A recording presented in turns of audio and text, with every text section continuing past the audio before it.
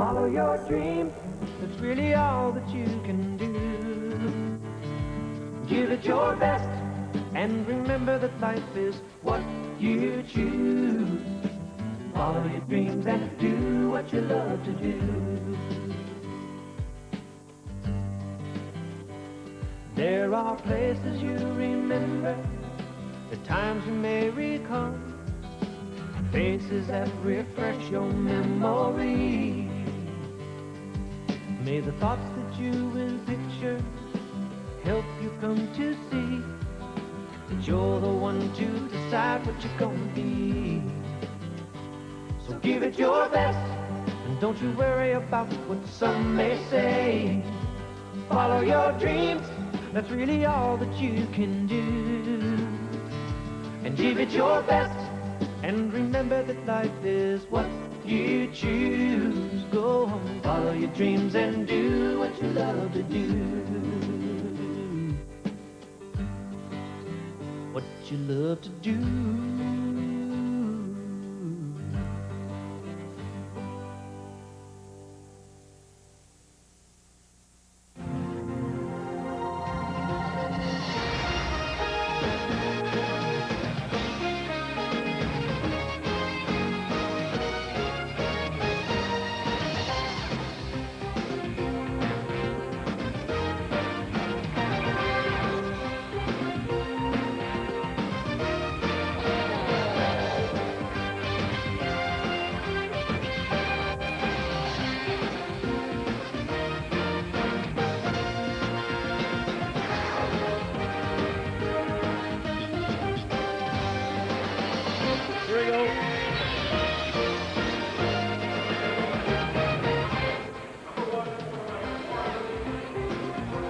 Welcome to the 20th AFC-NFC Pro Bowl, held here in Honolulu, Hawaii for the 11th straight year.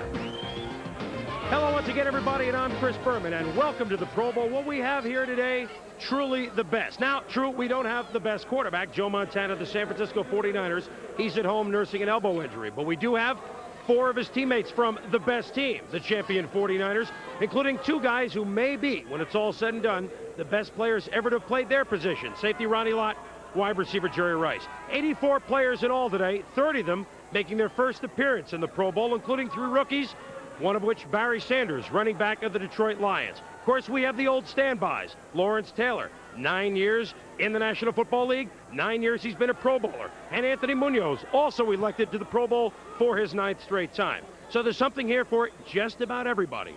And that includes our regular season mavens up in the booth, Mike Patrick and Joe Theismann. Guys? Chris, always a pleasure to be with you, especially in Honolulu for this game. Joe, how do the coaches approach this game? Well, Mike, what the coaches try and do is they try and make the game plans very simple. One of the things that's happening on the defensive side is the players are only allowed to play with 4 defensive backs. So it's your coach's dream, not a nightmare. You line your receivers up, you throw the ball to them quick, and let their athleticism flow. They want to make it simple, and they want to make it fun. That's a very relaxed week out here, a very relaxed atmosphere. What do the players have at stake? The players right now, all week, have relaxed and enjoyed it. You're absolutely right. At this point in the game, it becomes a football game. 10,000 to the winner, 5,000 to the loser. Those guys want to pick up the 5,000. But more importantly, it's pride.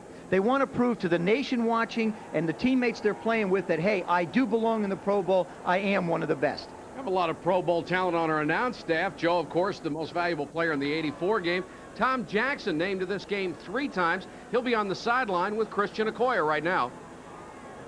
Christian, for one so young and experienced in the game, this must be a real thrill for you. Your feelings on your first Pro Bowl? Well, it's an honor to be here. You know, being here means all the players, my fellow players, voted me to come. So I'm happy to be here. It's an honor. Now, they call you Choo Choo. I read that in the programming. What is that? Why do they call you that? Well, it's just a name that some friends made up when I was in Nigeria. So people don't call me that anymore. Does it have anything to do with running like a train, huh? No, I don't think so. When I asked them, they just made a joke about it. So I don't really know what it means. You have learned so much in a limited time playing this game. What improvements do you look for next year, and what have you learned in the few years you've been in?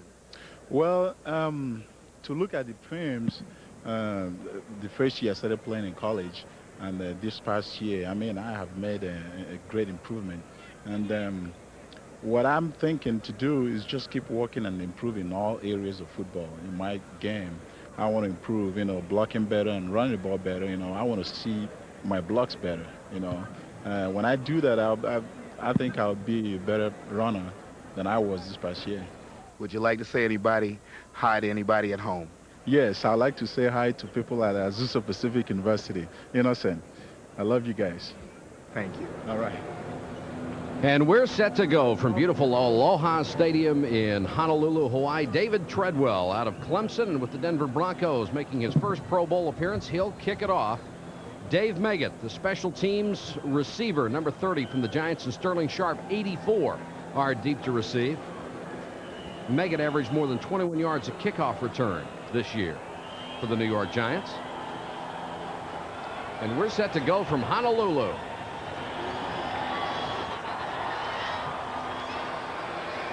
Meggett at the 5.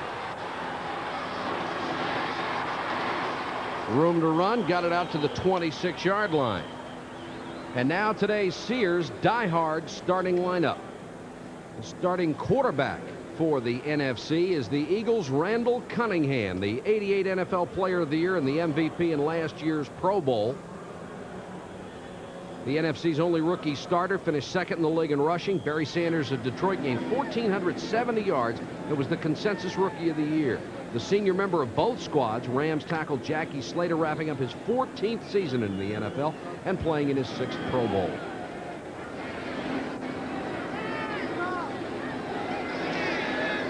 Cunningham to throw on first down. And airs it out. Deep sideline for Rice. Double covered and incomplete. Minifield right with him. So Cunningham went for everything on the first play. Defensively for the AFC, Michael Dean Perry making his Pro Bowl debut as a starting nose tackle. He is very quick. All the linebackers are veterans except Chiefs rookie Derek Thomas. He just plays like one. Thomas, the consensus defensive rookie of the year.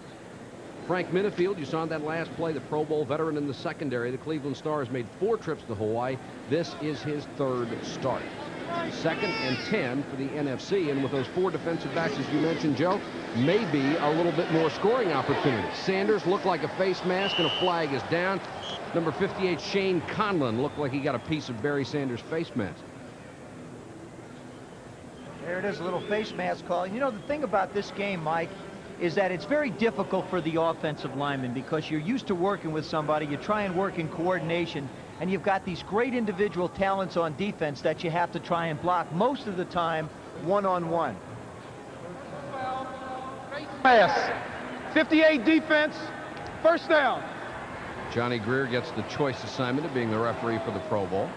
Shane Conlon's just going to reach out with that big paw, and there it is.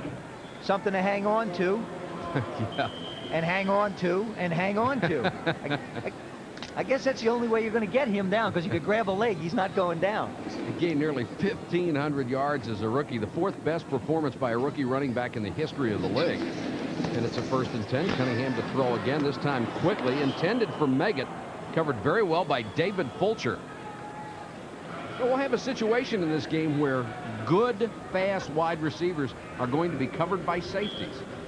Sometimes. But what they're going to try, but the thing is, Mike, it happens sometimes, but when you think of the safeties in this game, like an Eric McMillan, yeah. All right, McMillan, David Fulcher may be 235, but he can still run and he can still cover. They're not just your so-called normal type safeties. One thing, when Fulcher's in the game, nobody wants to go over the middle. They run the other way. No man's land.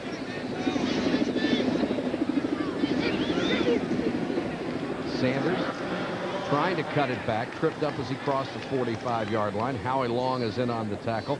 First man to hit him was John Offerdahl.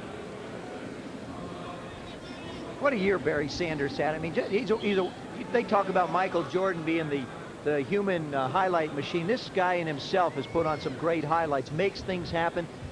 Biggest legs I've seen on a running back in gosh knows how many years. I mean, and they are just gigantic thighs. He's built real close to the ground. You hit him, and you can't hold him. First Lion ever to lead the NFC in rushing. Look at him in comparison to Jackie Slater when they walk to the line. Looks like half his size. Slater makes a lot of people look like that, too. 3rd and long. Cunningham faked the flat pass, trying to run. Now dumps it off. Sanders has it. Made Clay Matthews miss. First down and more. Great individual effort by first Cunningham and then Barry Sanders. This is the thing that is so great about this football game. I talked about coaches letting the athletes play. Randall Cunningham, this game's built for him. This is like he walked into a sandlot. Somebody gave him a few plays over a couple days. He says, well, let me try this. Starts up, great vision, knows where Barry is, says, whoops, timeout. Well, Shane Conlon says, wait a second, where'd he go? Clay Matthews says, come back here. And then he goes up the sideline. What a treat to watch. Sanders sensational out of Oklahoma State. Ron Wolfley is in there as the fullback, and he is blocking on this play down nearly to the 30-yard line. The NFC able to move the ball very well, that time with Dalton Hilliard on the carry. That was the other 5'8" model that's in this game. We got two. The other guy with 50-pound thighs. That's right. You know, you put these two guys together and their thighs weigh as much as some of the offensive linemen. Great year for Dalton Hilliard, third in the NFC, 3.7, 13 TDs. Ball spotted just outside the 29-yard line. Second and short. Wolfley, the up back, and Meggett is now in there as the tailback. And he'll get a carry. Very quick. Got close to the first down. Fulcher came up in a hurry from a safety spot and helped out on the tackle with Shane Conlon from Buffalo. All the things that Dave Meggett has done this year for the Giants, I think that running the football is the least advantageous thing that he does. I mean, you get him out of the backfield, isolate him on a linebacker, let him get a ball in his hands. I talked to John Robinson about him, and he said, you know, when the Rams played the Giants in Giant Stadium in the playoffs, we were going to kick the ball out of bounds to make sure that Meggett could not be a part of the game. That's how much respect he had for him.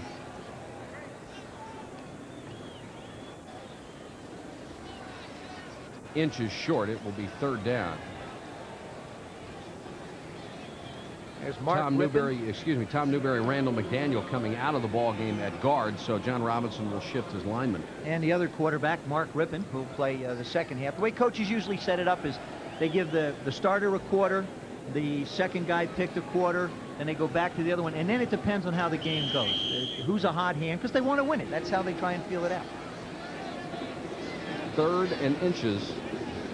Fullwood and Sanders are the backs. And offside, Steve Jordan from the Vikings jumped. That's the biggest problem you run into. It's a new cadence system. Everybody wants to get off the ball. Although it was pretty simple at practice when I worked with it. It was like ready, set, go. So I mean False start. 83 offense. Still third down.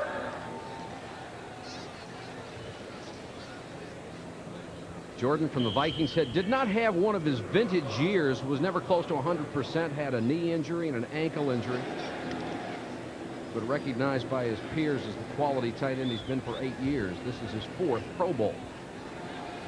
Third and just about 5 now. Cunningham with time, he can run and has the first down. You know, I just 23. I got to believe you've got to want 3rd and 1s as opposed to 3rd and 5. Because if you get 3rd and 5, that means that Randall Cunningham's going to have to drop back in a pocket. You've got receivers covered. Now look at the width. They're only rushing 3, the AFC. That means that he's going to find the lane, and this guy's going to pick up at least 5 yards, even if he just falls forward if somebody tackles his ankle.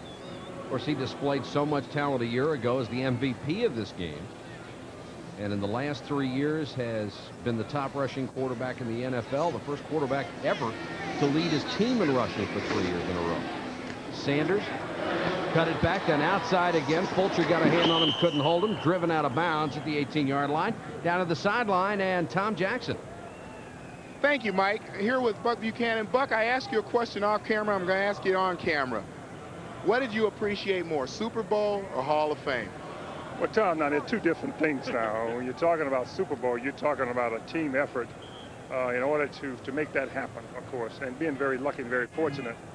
The Hall of Fame is kind of the same way. It's in terms of a football player, it's something that you share with your community, of course, and your family and things like that. So in that respect, they're both good, but I take the Super Bowl anytime. We'll be right back.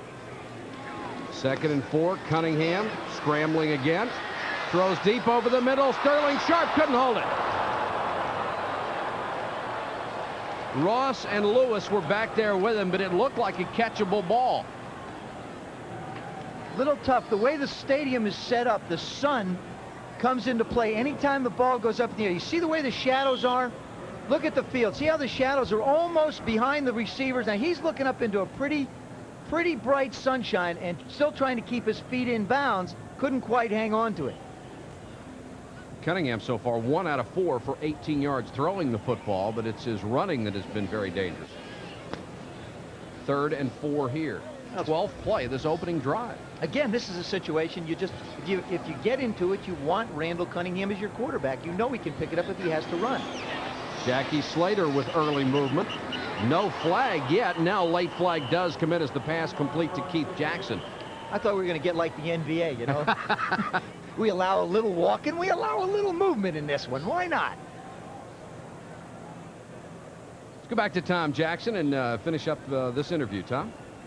Buck, you watch the Chiefs pretty closely. I think we all watch our old teams. What do you think of the Chiefs and Derek Thomas especially at the linebacker? Well, I think Derek has a chance to be a great football player and maybe one day go into the Hall of Fame.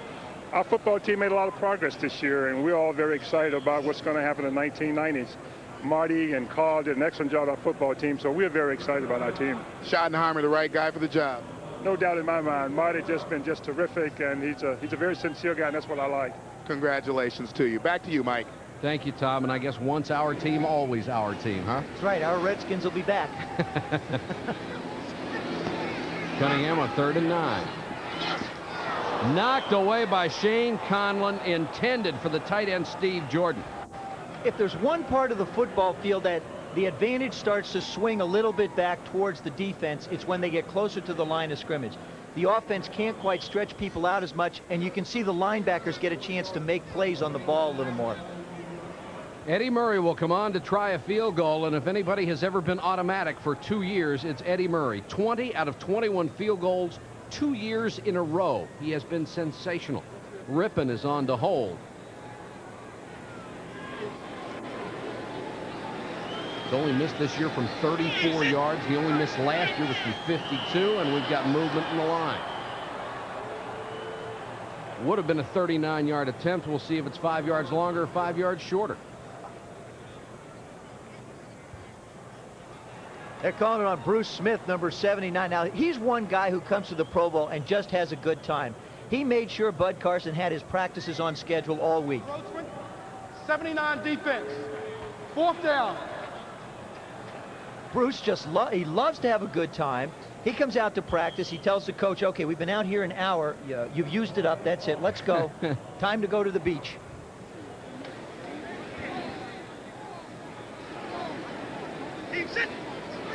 Second time Eddie Murray has been in the Pro Bowl. Didn't get it. Partially blocked. Howie Long got a piece, and there is a flag down. We'll see how this affects it.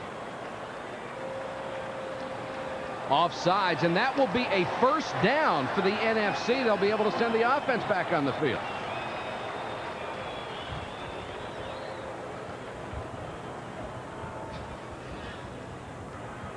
Offside. 75 defense. First down. Well, Howie's been in on 2 in a row.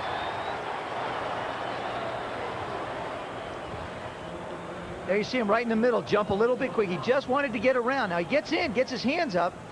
Of course, when you move before everybody else does, you have a little bit of an advantage to get back there.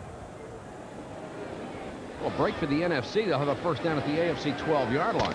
Howie Long having a Howie Long type season. His calf healed back completely, and he loves playing for Art Shell. He says, guys, I don't know how long I'm going to play, as long as Art coaches. 88, he was injured so much, just a tough time. Sanders dances inside the 10, down near the 6-yard line. Michael Dean Perry had him wrapped around the waist. 4 carries for 16 yards for Barry Sanders. The Lions, a lot of people around this league think are so close to being a playoff contender, so close to being a very good team right now. I agree with him. I think Coach Fonz has done a fabulous job. Plus, being a player, going up and playing at Pontiac in the Silverdome is no treat when those fans get screaming. You know, we talk about Seattle being loud. Hey, the Silverdome gets awful loud as well. 2nd and 4. Dalton Hilliard smacks inside the 5. Lee Williams, 99, one of the first men to him. Michael Dean Perry just picked Dalton Hillier up and said, look, you went ahead 4, I'm going to bring you back 4.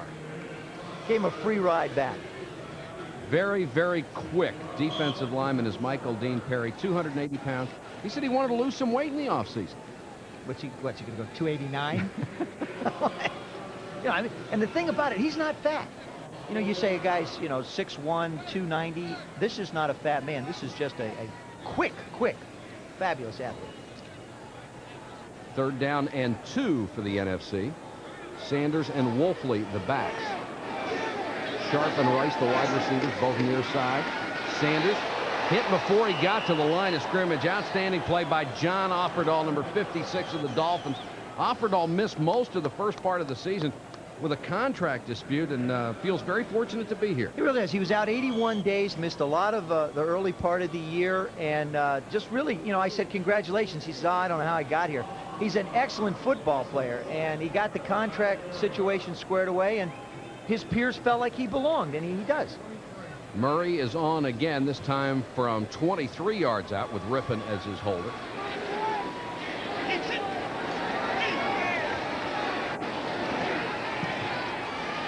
And Murray is true.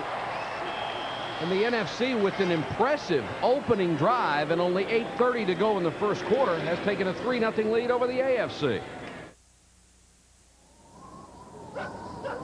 You know the sinking feeling of a dead battery. Mommy, what's wrong? Just stay in the car. Honolulu, after a 15-play drive that netted the NFC a 3-0 lead on an Eddie Murray field goal. And Murray now to kick off. Woodson at the 4. The Steeler kickoff return leader gets outside to the 23-yard line.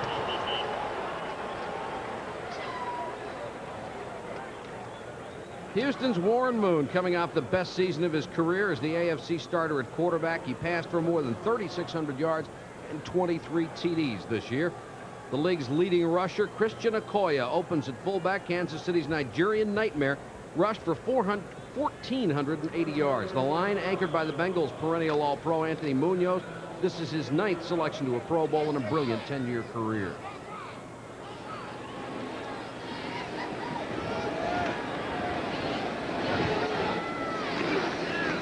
James Brooks and Jerry Gray came up from the secondary to put him down for a gain of 3. Great talent up front for the NFC defense, including Chris Dolman. The Viking end led the NFL with 21 sacks. That's just 1 short of the all-time record. At linebacker, Lawrence Taylor of the Giants ties a Pro Bowl record with his 9th appearance in the game. And the 49ers' Ronnie Lott heads the secondary. His 8th trip to the Pro Bowl. He has been selected at both corner and safety. 2nd and 7 for Warren Moon. Split backs, split receivers. 4-man rush, and Jerry Gray almost picked it off. Intended for Brian Blades of the Seahawks, but timed beautifully by Gray. What you're going to see in the first series for the AFC and the NFC is a little bit of feeling one another out. Warren Moon fires this ball, but not like he can. He's just getting a feel for it. Although they've practiced all week, his timing is just a little off because he wants to see how the NFC corners close on the ball. He'll start to pick up his sharpness. The routes will become a little quicker as the game goes on. 3rd and 7. Millard jumped and touched somebody. Got back, but if you make contact, it's a penalty.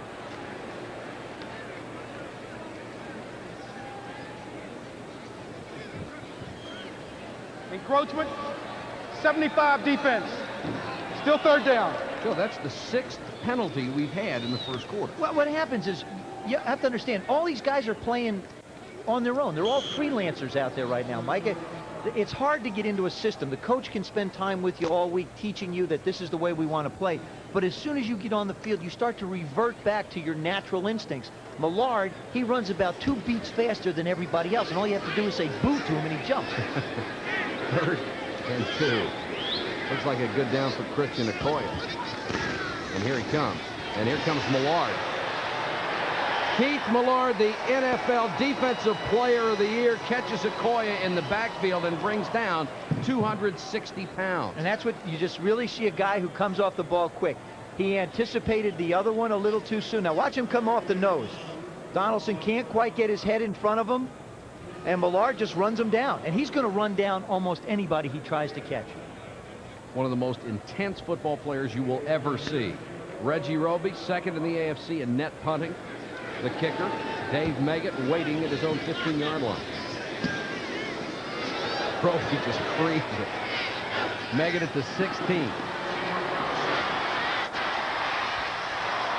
Across the 40 to the 42, 43-yard line, a 25-yard return by the Giants' Dave Meggett after a punt of 53. Farrell Edmonds made the tackle.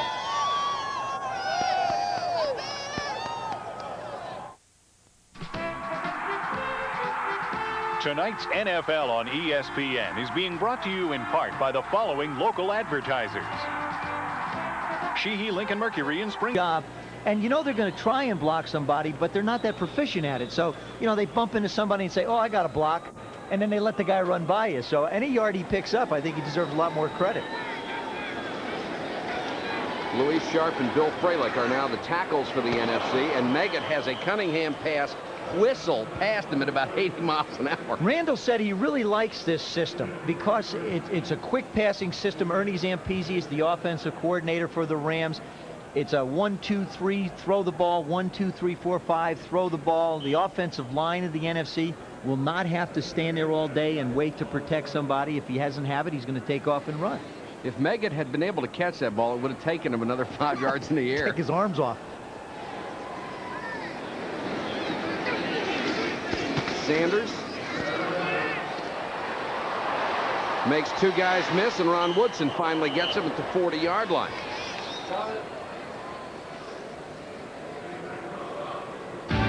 In 1989, Detroit rookie Barry Sanders never missed a beat from his Heisman Trophy season. Despite missing all of the preseason, he put the run into the run-and-shoot offense. 1,470 yards in the NFC rushing title.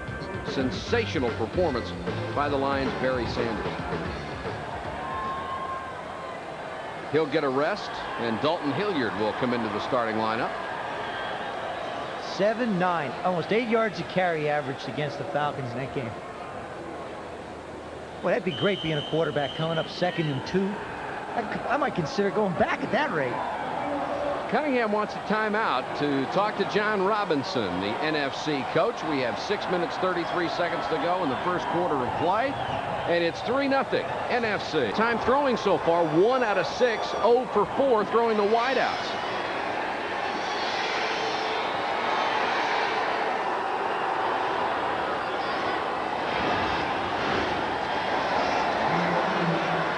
Dumps it off to Ron Wolfley. Can't keep his balance. Now gets back up. Still on his feet. Nice job by Wolfley. All that and 4 yards. The special teams player. Let's go to the sideline and Tom Jackson. Keith, you're playing with your usual intensity today. You guys running a few stunts inside? Not yet. We on that particular play that I made in the backfield, it was a slant play where I just hit the gap. Same stuff I do in Minnesota, and he was there for me and made the tackle. A little early the first time? A little, but I didn't touch my man. I can guarantee that. I got back, but the ref didn't see it. He thought I touched him, so that's the way it goes. Say hi. Dustin, Mommy and Daddy miss you. We love you. Bye-bye. Back to you guys. Rich Camarillo to punt to Ron Woodson. Pretty kick. Woodson, no fair catch. Takes it at the 10. Back to the 20-yard line. A 46-yard punt, a 10-yard return. There is a flag down on the play. I think we're going to have a clip as Woodson tried to get to the outside. Well, Shane Conlon hit Ron Wolfley, and it was a little bit late. He went over and said something to him after he hit him, like, hey, I'm sorry, I don't belong out here. I'm not used to doing this. I shouldn't be doing this stuff. You know, they're making me do it. I apologize. You know, please forgive me. Illegal block, number 56, on the run back. First down. I honestly, that's Offerdahl. It really, well, it was Offerdahl then, but I really don't believe. Watch on your right side. See the shot right there? There he is in the back. I really don't believe that these guys understand how fast the special teams guys really get down the field.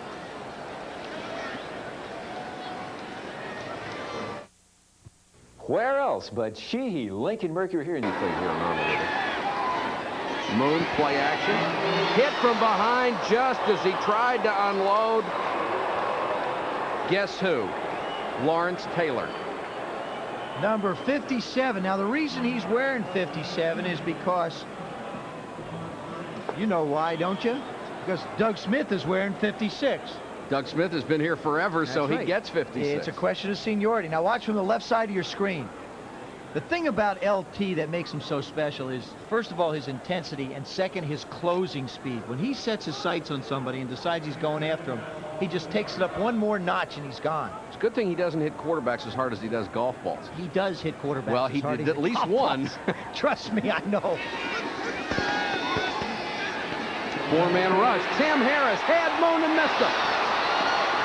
Moon scrambles out to the 8-yard line, and Tim Harris had a sack, and Moon ducked under. Vaughn Johnson had to make the tackle. Tim Harris will come in from the offside. Like I said, it's very difficult for the offensive line. You see number 97, left part of your screen? Tunchilkin, whoa, gets his feet out from underneath him. Warren just ducks under and says, hey, I'm out of the blue. Let me find something green to fall down on. Harris, the first Green Bay defensive player since Ezra Johnson's in 1978 to make the Pro Bowl. Boy, he'd have had his 6 guns out on that one. Oh. 3rd down and 9.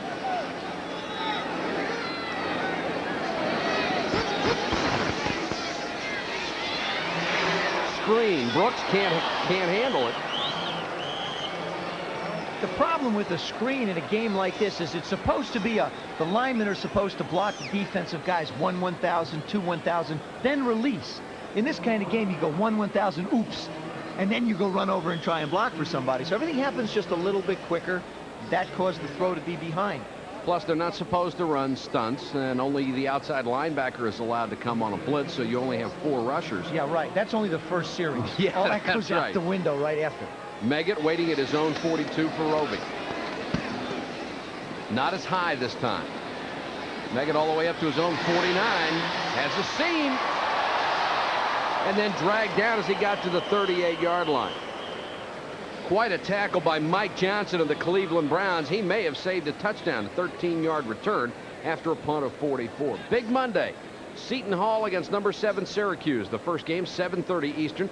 Then number 8 Purdue, after losing its first conference game over the weekend, will go to Northwestern at 9:30. The following game after SportsCenter, then at midnight Eastern, California Santa Barbara against Santa Clara. Big Monday on ESPN. Great field position for the NFC, already leading 3-0. They have it at the AFC 39-yard line. Sanders, so quick on the cuts. Ran about 30 yards and got 3. Back to the sideline, and Tom Jackson. Bob, when I look at all the Hall of Fame guys, I see guys 6'7", 6'8" going in this year, and then I see you. How did you do it? I fooled him. I snuck in there. No, if I knew back then that I was going to be in the Hall of Fame, or if I was shooting for the Hall of Fame, I think I would have thrown a few more passes in those Super Bowls, aired it out a little bit more. But this is great. It's very humbling, and I'm very honored by the whole thing. And I don't think it's really hit me yet. I think maybe when I get to Canton and go through the parade and all that other stuff, then it'll hit me. Let's go back to you, Mike. Thank you, TJ. Cunningham on a roll. Michael Dean Perry chased him down, horse-collared him inside the 30. Greasy quarterbacked the only undefeated team in the history of the National Football League. You often wonder, as the schedule gets longer, probably couldn't happen again, could it? You know, I just don't know. You got to consider the fact that the San Francisco 49ers this year lost one game 14-13, of course, to the Rams. Their other game they lost to the Green Bay Packers was a 3-point decision. You can't get much closer than that, and I tend to agree with you, Mike. I don't think it can be done. There's just too many games, too many injuries come up to hurt your ball club. Greasy was the master of that offense. 1st and 10 NFC. Wolfley the only setback. Also the reason I wound up in Washington. That's right. Cunningham again scrambling out of the pocket, just throws this one up out of bounds. Almost made the seats. Yes, it did. It bounced in. Yes, it did. A new Pro Bowl record for passes thrown away. Could be a new Pro Bowl record for distance also into the stands. little bit about the strategies of the NFC and the AFC. The NFC players do not have the plays written down on their wrists. The AFC players have the plays. So that's why you see Randall moving to the sidelines to try and get the plays, be a little more comfortable with the call. Here's Eric Dickerson is wearing his Saudi Arabian gear here. Sheik Dickerson. Yeah. There he is. I always wondered why you wore those goggles. It's to hold the towel in your head. 2nd and 10. Cunningham guns this one down the middle, and Sharp couldn't get there. McMillan and Ross crossing in coverage. Cunningham now 2 out of 9, having a tough time here in the first quarter. Well, it's a tough system to get used to because everything is precision breaks. Here you see him plant. This is the deep post.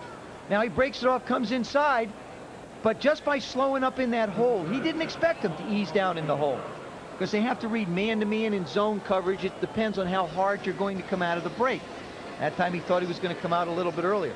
Randall also leads the All-Pro team in wristbands. He has 4 on either arm. Rice and Sharp are the wide receivers. Sanders in the flat. Freilich out on the screen. Has to get to the 18-yard line, only makes the 20. And the NFC will set up for another field goal attempt. So Cunningham's only success throwing has been to his backside of the backfield. And I think that has to go to a lot of credit to the defensive backs of the AFC. These guys are used to big man-to-man covers. I really believe that the best 2 teams as far as cover people go for corners in the AFC are Kansas City and Cleveland. And here you have Albert Lewis and you have Frank Minifield and of course Kevin Ross from Kansas City as well. So you've got probably, like you do have the best corners in the game. John Robinson will go for it on 4th and 2. Meggett and Sanders are his backs. Meggett wide open in the flat, has it. There's a flag down. Meggett gets to the 15 in front of Dennis Smith. We'll check the penalty.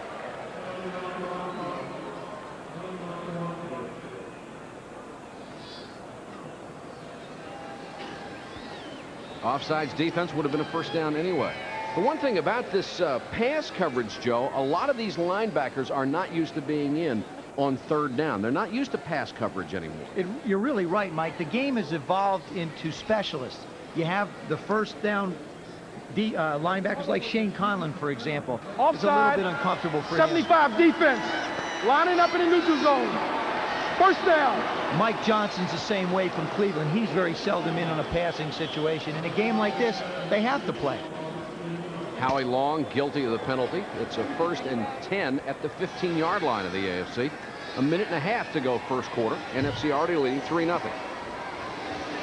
Rice, Sharp, and Meggett as wideouts. Sanders the setback.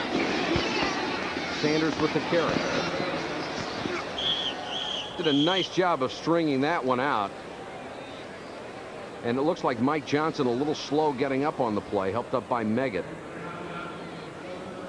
Johnson selected by his coach, Bud Carson, as a need player. Very difficult position, I think, to select in this day and age in the National Football League is middle linebacker because so many teams play the 3-4.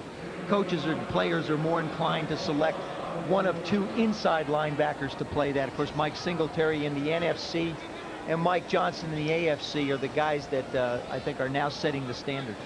Johnson was an academic All-American as well as a football All-American at Virginia Tech, majored in architecture. Cunningham chased by Long, got away. Chased by Long again and then sacked by Derek Thomas. A loss of 10. Derek Thomas had a sensational season. The first outside linebacker to the Pro Bowl since Bobby Bell, had 10 sacks. Derek Thomas is going to be the next Lawrence Taylor. He has that quickness, and here you see the drive. He doesn't stop. He misses him once. Now here he comes around and finally catches up with Randall. Plus, the other thing is, being a rookie in the National Football League and a rookie in this kind of a football game, you walk around with your eyes like silver dollars. You say, look at all these guys I watched on television. Now I'm playing with them. Gosh, this is great. Here's some bad news for the rest of the league. Even with all the great statistics he had, he said he wasn't comfortable with the 6th game of the season. Look out next year. That's the end of the first period of play from the Pro Bowl in Honolulu. And this is a live shot tough place to see the game on the bridge connecting two sections of the stadium.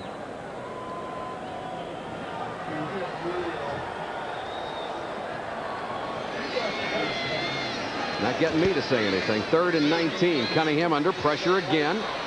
Lost the ball trying to throw it. Let's see if they call it a pass or a fumble. I believe that's going to be a fumble. It looked to me like he threw his arm back. The ball popped right out. And fortunately, Doug Smith was there to jump on top of it. Smith, a 12-year veteran Ram center. Again, it becomes more difficult to throw the ball the closer you move down towards the line of scrimmage because the backers get involved. There, the ball just pops out. Coming out on a wet day. Of course, it's not very wet out here today. And now Murray will come on to try another field goal. He's already connected on one. This will be a 41-yard attempt out of Rippon's hold.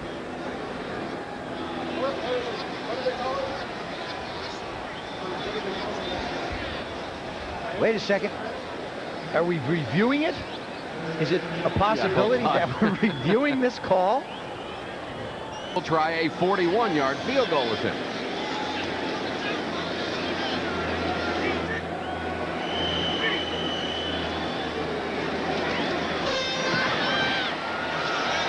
And he hooked it back. Eddie Murray 2 for 2. And the NFC is taking a 6-0 lead with 14:08 to go first half. Sorth, Phoenix Cardinals. I knew I'd say St. Louis eventually. You got it. Yeah, well. 4 straight times it's the special team selection. He's the one guy who's really serious about kick coverage here. Woodson at the 2. Out to the 34-yard line. Ron Woodson, 32-yard kickoff return. 1st and 10 for the AFC. They have not been able to move the ball at all, Joe. Well, they really haven't. And the NFC's had the ball 27 plays, the AFC only 6. But here's Wolfley coming down. How much respect do you have for a guy who makes it on the special teams? You put 3 blockers on him. And that's exactly where Woodson ran the ball back up the field, was where they took Wolfley out. Because quite honestly, there are a couple other guys you don't need to block. That's right. AFC only running 6 plays to this point. Dickerson in for the first down along with Thurman Thomas, and Thomas gets the ball on the delay.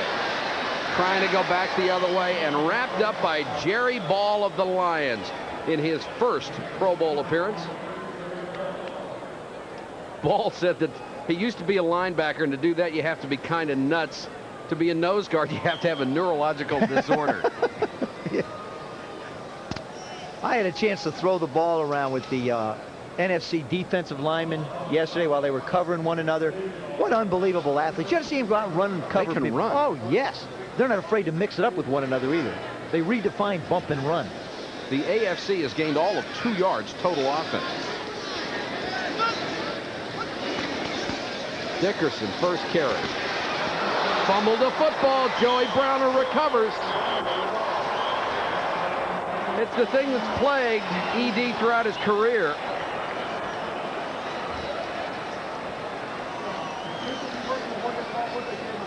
Eric manages to get through the hole. They put him in the I formation. They want to try and let the athletes do what they do best. For him, running from the I is an excellent thing. But you see, he gets the ball away from his body a little bit. And Jerry Ball just comes around, swats it out, and Joey Browner jumps on top of it. Mark Rippon will be the quarterback here in the second quarter for the NFC. Always a great way to come into the game when you have the ball on the other team's 36-yard line. The second best passing year any Redskin ever had, 3,768 yards. Really strong at the end of the year. Sanders inside the 35. Dickerson, of course, got to 10,000 yards faster than any other back. We asked him how much longer he thinks he'll play. I still plan on going back and playing next season, and after that, I still plan on giving it up after that. You know, I still like it, but I just don't love it. I'm not enthused about it like I used to be on Sundays, you know, but I give my best effort, and I still have, you know, the feeling of football, but I'm just not crazy about it like I was at one time. It's a great decision on his part, Joe. If you don't have that love for it, it's very difficult to be that good at it anymore. Yeah, Mike, and I also asked him if it was possibly just the opportunity if he had a chance to play on a championship team. But it didn't matter to him. There you see Dave Fulcher coming in. Mark Rippon gets his first pass picked off. Now he'll get the butterflies out. Fulcher just playing some good, tough defense. Fulcher had 8 interceptions during the regular season. Rippon sets in the pocket, just fires it out. Fulcher's right there. He's trying to go to the tight end. See, you know, you just can't fool these guys. You have to look in a different direction. They know the patterns are simple. It doesn't take them but once to look at a pattern to know that, all right, if the outside receiver's running up, that means that the tight end's going to run it out. Hey, it's the same thing we have in. I have to go get him, and that's exactly what he did. Fulcher at 235 pounds. Moon gets the ball right back. Dickerson out in the flat. Pat Swilling missed him. Singletary took him out of bounds. When I sat and visited with Eric Dickerson, when he said that he didn't have a love for the game, and I started to explain it, I asked him, I said, does it matter whether it's a team that contends for a championship? He says, even a championship team would not make me bring back the love. It's not the money. It's just something that's gone from me. I just don't enjoy it as much as I used to. And you know something, Mike, sitting and talking to him, you can see it in his eyes. The fire isn't there. Number 6 all-time in the NFL, only 10 yards short of catching O.J. Simpson for number 5. May get that on his first carry next year. Flag is down, so is Dickerson. Hit in the backfield, never had a chance to go anywhere.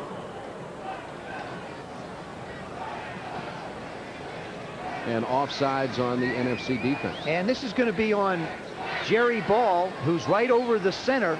Warren Moon's going to give the old hard count. Offside, no tackle. First down. He gives him the old hut. And Jerry Ball just jumped right off. There he is, right in the middle of your screen. You see the head go forward. Up. Little bit of contact. All you have to do is touch somebody. That is the first AFC first down. And they got it by penalty. Ball spotted at the 45. 3 wide receivers, and Dickerson is the sole setback.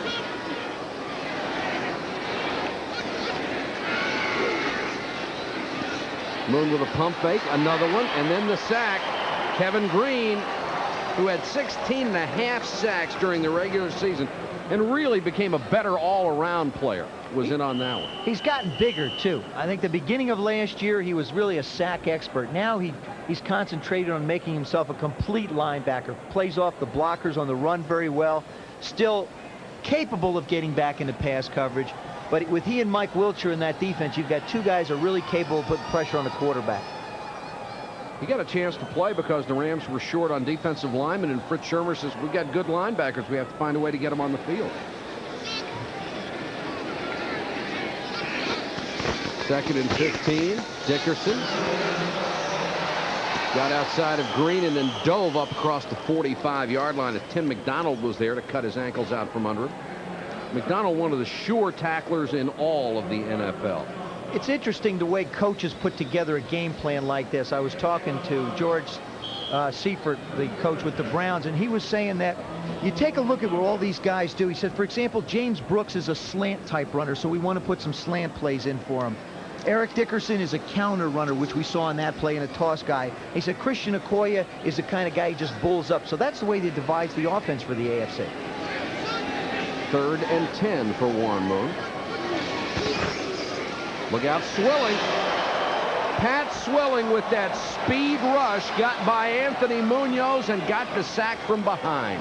He looked like a sprinter coming out of the blocks, and he was looking at the starter's trigger finger and saw it coming. You'll see him. Watch him start to rock. He loaded that right leg long before the snap was up. Anthony Munoz really didn't stand a chance. Swilling had 16.5 sacks in the last 12 games of the season and was a need player selected by John Robinson for this game. Roby to punt. Meggett waits at his own 18-yard line. Not a heavy rush. I guess that's an an overstatement. Yeah. Meggett from the 23. Broke a couple of tackles. Gets it back to the 29-yard line. Bruce Matthews downfield to make the tackle after a return of 6 yards. There is a penalty marker on the play. And we had an illegal man downfield.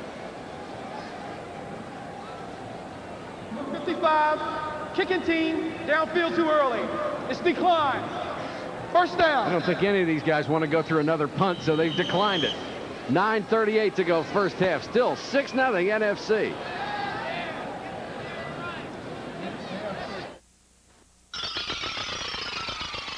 I would be surprised if we see some of that as the game goes on. Oh, why not? It's 6-0 NFC as we have 9:38 to go in the first half.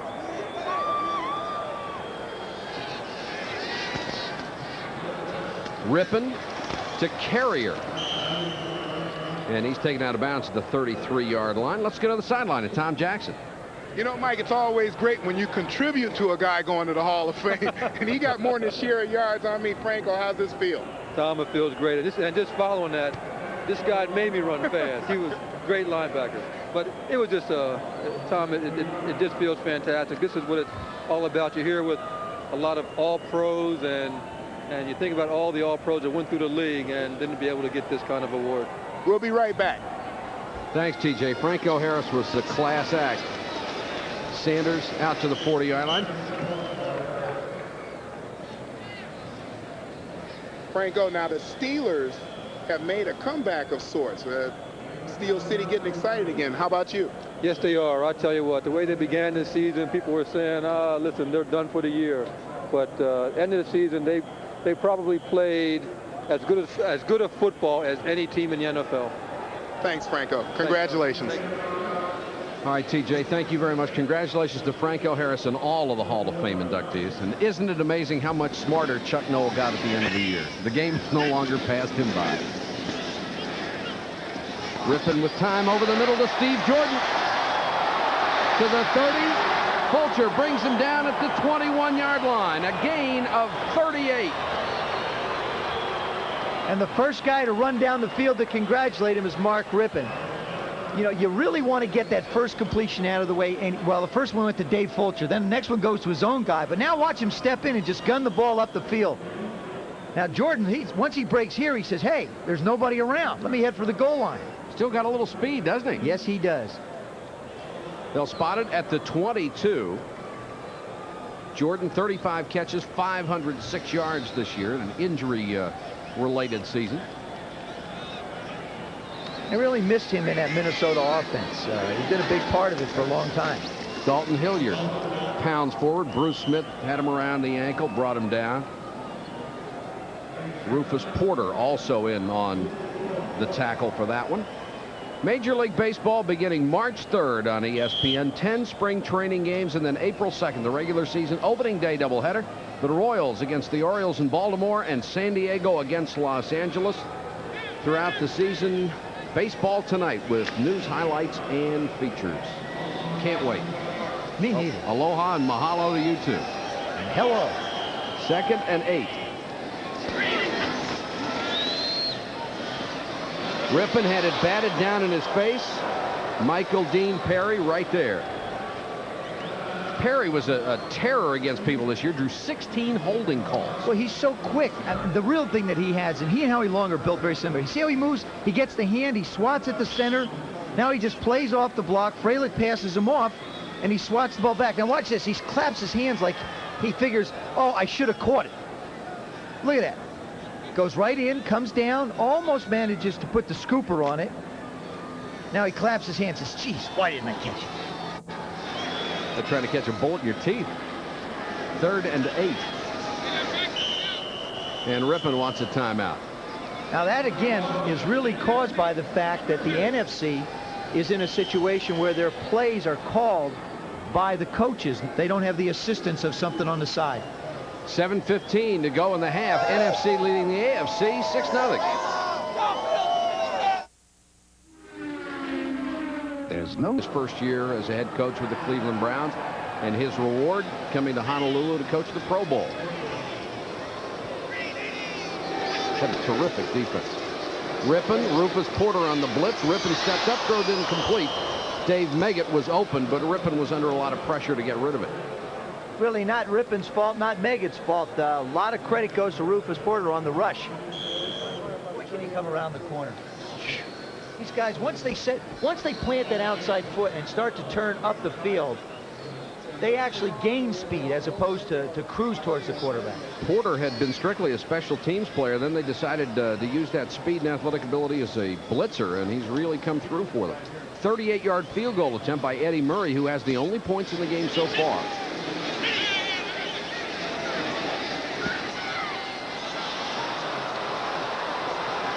And that's something you will not see very often, and it looked like Murray and Rippon are talking about the spot. Yeah. It really looks like he just caught it flat on the turf a little bit. That area right there also is where the baseball, part of the baseball stadium comes in. And what happens is you get the turf laying down, and so it's a little bit higher and a little bit harder to plant. See him put the ball down. It's down fine. The hold is fine. Now, see, he hits the turf a little bit before the ball. That's what caused it. Just like on a golf shot, if you catch a little bit too much of the grass, Mike, you're familiar with that. Very familiar with that. You catch a little bit too much of the grass, it doesn't quite go as far as you want it to. Murray had only missed 2 field goals in 2 years, and Dave Craig is the new AFC quarterback with 7:03 to go in the hand. Screen to Thomas. Green brought him down at the 25-yard line. It was not a great year for Dave Craig, but in the last 4 weeks, he was really sensational. There you see for the season, 21 touchdowns, 20 interceptions. But in the last 4 weeks, he hit 62% of his passes for over 1,000 yards and 6 touchdowns. Really came on, and Seattle actually, still with a week to go, had a mathematical chance to make the playoffs.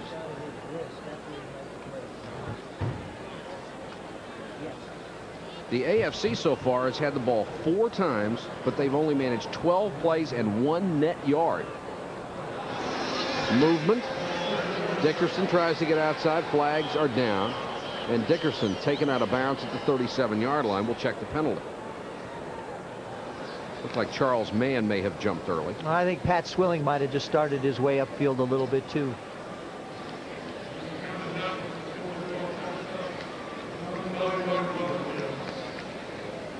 Always from the middle of the first quarter, as the game goes on, the athletes start to get more comfortable. Offside. They start to do things more 55 defense. It's declined. That was Swilling, but they'll turn it down. They have a first down.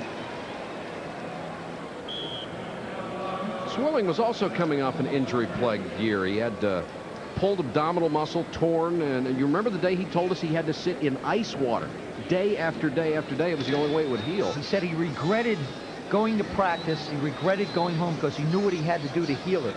Now he's back 100%. He's in the Pro Bowl. There's no ice water over here. Craig with a quick time. He patted to Webster Slaughter. He's taken out of bounds. Green was over there along with Jerry Gray. Back to the sideline. And Tom Jackson.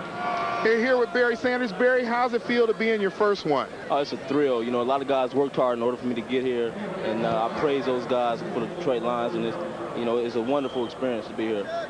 And you are getting a lot of work today. That good for you? Yeah. You know, I love to compete and get a chance to play against the best. So, you know, it's a challenge, and I love it. I love it. Thank you. Congratulations to you. Thanks. Thanks, Tommy. 2nd and 2. Dickerson, a flag down on the delay. Dickerson gets maybe a yard. A reunion of sorts for Barry Sanders and Thurman Thomas. They played together at Oklahoma State. Sanders to back up to Thomas. And another penalty against the NFC defense. And what David Craig is doing is he's taking advantage of the fact that you've got all basic pass rushers up on that defensive Offside, line. 71 defense. First down. It was Charles Mann that time. Charles Mann, who has really come on in the last 2 or 3 years with the Redskins. I mean, continues to improve, has made himself a dominant force. And what David Craig is doing is saying, look, if you guys want to line up and come off the ball quick, that's fine. I'll just give you a hard count, and we'll move down the field in 5-yard increments. So 1st and 10 from the 45. Dickerson cuts it back, ducked his head, got by Ronnie Lott. No, he didn't. Looked like that would have been a nasty collision. That was a turnstile job. Eric expected to get hit. Ronnie said, maybe I can just hold on to him and grab him going by. Dickerson, 4 carries, 23 yards so far. Watch this. Eric knows there's a collision coming, right? He puts his head down, and Ronnie says, no, not quite. I hit a lot of guys through the course of the year. This time I'll see if I can take him down just with my arm. Dickerson won 4 NFL rushing titles, tied him with O.J. Simpson and Steve Van Buren, but Jim Brown had 8. rushing titles. As great as those guys were, they had half of what he came up with. Thomas dribbles the ball, bounces inside the 40, still on his feet near the 35-yard line. Gain of 13 for Thurman Thomas, who led the NFL in combined yards from scrimmage this season. The fact that he picked the ball up was a great play alone because he got the good bounce. Then he made 3 people miss on his way to the game. Watch this here on the left part of your screen. See the ball hit the ground? Then up we go. 1 bounce, a little scoop job. Break 1 tackle. Green misses him. Swilling misses him. All right, let me see. McDonald misses him. Lott misses him. Let me see who's left. Are there any more guys back here to hit them? This is the best the AFC offense has looked. Dickerson gets a couple. Vaughn Johnson made the tackle.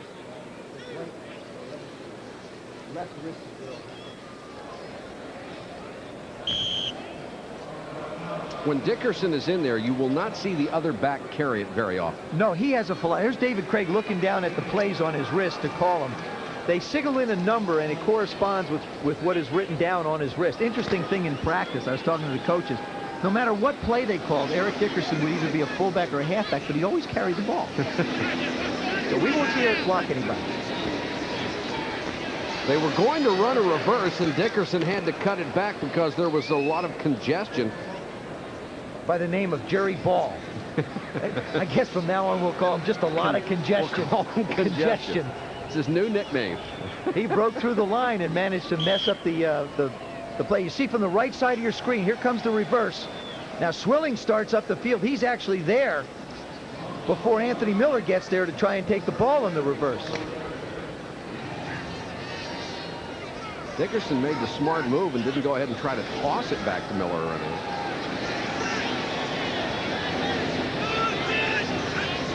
Craig had somebody jump. It looked like Reggie White on 3rd and 10. Craig over the middle, completes it to Andre Reed. Broke a tackle and got inside the 20-yard line. Gain of 19. Craig showing the same kind of touch he did near the end of the year when he was so hot. You know, the thing is in the beginning of the year, they sat him down for a little while and just gave him a chance to sit on the sidelines, take a look at what's 92 happening. defense, it's declined. First down. Sit him down on the sidelines, give him an opportunity to examine the field a little bit, take some time off, comes back, does great. Now he's been off since the end of the season, comes into this game and does a great job. Reed was the AFC's leading receiver in 1989. He dazzled defenders with some great moves after the catch. Here, getting to the end zone for a 47-41 overtime win over the Oilers last September. Just tremendous athletic ability after the catch. 1st and 10 AFC. Dickerson with a big hole that closed quickly. Singletary and Green were there. 2 minutes, 30 seconds to go. First half of play. It's 6-0 NFC on 2 Eddie Murray field goals. And this is the first scoring opportunity the AFC has had, and they really need one. They haven't scored a touchdown in 7 quarters. David Craig doing an excellent job controlling the offense. I mean, he feels really comfortable. He got his little notepad on his arm, just looks down, calls the play, and rocks on. 2nd and 6. And Craig is not going to get this play off. Matter of fact, Craig turns around and calls a timeout with 2:01 to go. And Bud Carson, I think, wants to know, why did you do that? He's excited to have him get to the sidelines because he wants... Actually intercepting the ball. That's what I enjoyed. Finally got a chance to get our hands on it. I think you realize that too, being a linebacker yourself. And I guess our ultimate goal is making a score with either a sack for a safety or an interception for a touchdown. Colts, Packers, Raiders. Which team did you like playing for more? Well, I like the old Baltimore Colts. And I had a lot of fun in Green Bay. I was only there for 1 year. And the Raiders just fit into my program, and I enjoyed the end of my career with them. Congratulations. The Mad Stork. He was a great one. 2nd and 6. Craig to Thurman Thomas to the 5-yard line. It will be another AFC first down, and there is a flag down. And it looked like Thomas had his face mask grabbed and is going to be quite slow getting up. Now, this is the last thing you want to see in an all-star game. And it really is. it's on so the defense. accidental, too. First down. The players are just really trying to reach out and grab them. They're not bringing their feet along. They're not trying to really get their legs into the hits. They don't want to hit anybody that hard. So they just reach an arm out. Now, Swilling's just going to reach out and grab. See how he grabs the left one? Now, watch. He'll turn his helmet all the way around. Oh. The old spinner. Just spun it around. Then he gets hit. Of course, he can't see anybody coming because the front of his helmet's in the back. Thomas looks like he's going to be just fine, able to leave under his own power. We'll be back in a moment. Parts of his face are still there after he had his helmet completely turned around. First and goal from the 2, Christian Okoye. No signal yet. He reached the goal line but didn't cross it. Jerry Ball was there. McDonald also on the tackle. They stopped 260 pounds at the goal line. Now is when you start to see a bit of pride. Now the defensive linemen dig in a little tighter. Everybody gets a little lower. See how they come off the ball? Both Taylor, Swilling, Dolman in the backfield. I can't believe he wasn't in. 12th play of this drive. Okoye nowhere near his potential yet. Right side, touchdown.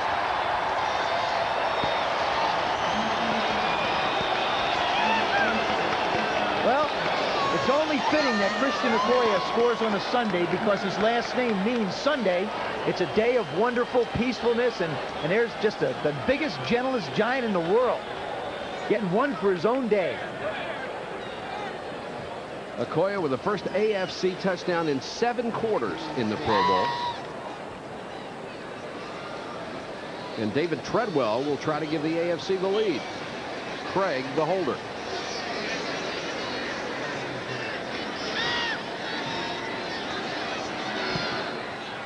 Treadwell has it, and the AFC has taken the lead with 1:26 to go in the first half. And Dave Craig was 4 for 4 on that drive. And I also would have to say this is probably a record. It's the first Pro Bowl touchdown scored by a Nigerian. I think you're right. And it's got to go down in the record books, too. Watch Okoye, a little side step, and then lean on into the hole. What you got to do is you got to get close to the lineman down here, let them push somebody to the side, and then with his power, just slide on in. There's the big guy. Looked like an excellent block by Anthony Munoz. Go to the sideline. Tom Jackson. Here with Thurman, Thomas Thurman. What happened out there on that hit? Really, I was just going across the middle, and I seen about 3 of the NFC guys, so I just decided I knew I couldn't run over all 3 of them. I decided to go down to the turf, but before I got there, one of them grabbed my face, man, just turned it a completely 360, and I just went black there for about a couple of seconds, but right now I'm back to normal. Now, they say that in the Pro Bowl, the guys don't hit the way they hit during the regular season. They say they take a day off here. True or no? Not even true. They come here to play full speed. It's a matter of getting that extra $5,000, and when you come here, you're going to pay for it. Man, looking for the extra 5. All right, TJ. It's amazing. Some of these guys, I don't think, can remember that $5,000 more than tip money, Joe. Oh, yeah. You can. Let me tell you something. You remember it in a hurry. You know, actually, if you don't remember it, your wife or your girlfriend in your mind just says, you know, we could use that extra piece of furniture at home and, you know, the kids for school, nice clothing. And you get a lot of impetus to be reminded for that little extra money. Treadwell with a low line drive kick. Sharp inside the 10. There's a penalty flag down, and Sharp out near the 30-yard line. Rufus Porter was down there, along with Leslie O'Neal on special teams. And now we'll check the flag.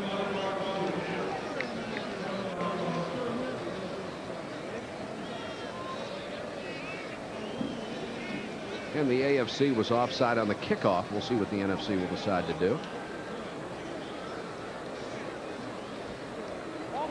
Coming up at halftime, Chris Berman will be along. Highlights from around the sporting world and a rapid-fire review of the 1989 season. You'll love it.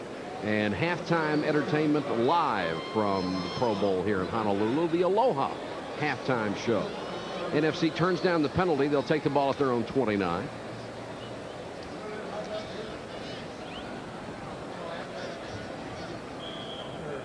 This is actually a fun part because you don't have to get plays from the coach at this time. You know, you're out in your own 2-minute drill. You go out and you just call your own plays, tell guys to go where you want them to go. Sharp and Rice are the wide receivers. There hasn't been anything even thrown at Jerry Rice since the opening play.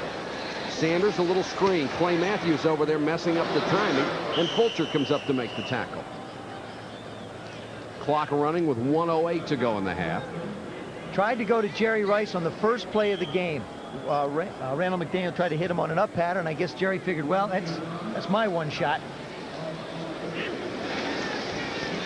Three-man rush. Over the middle, and there is Jerry Rice, ridden down by Minifield, but not before he got to the 46-yard line. A gain of 22. I get the impression Mark Rypien likes Ernie Zampese's offense. In his 5 years with the 49ers, Jerry Rice has established himself as one of the game's all-timers.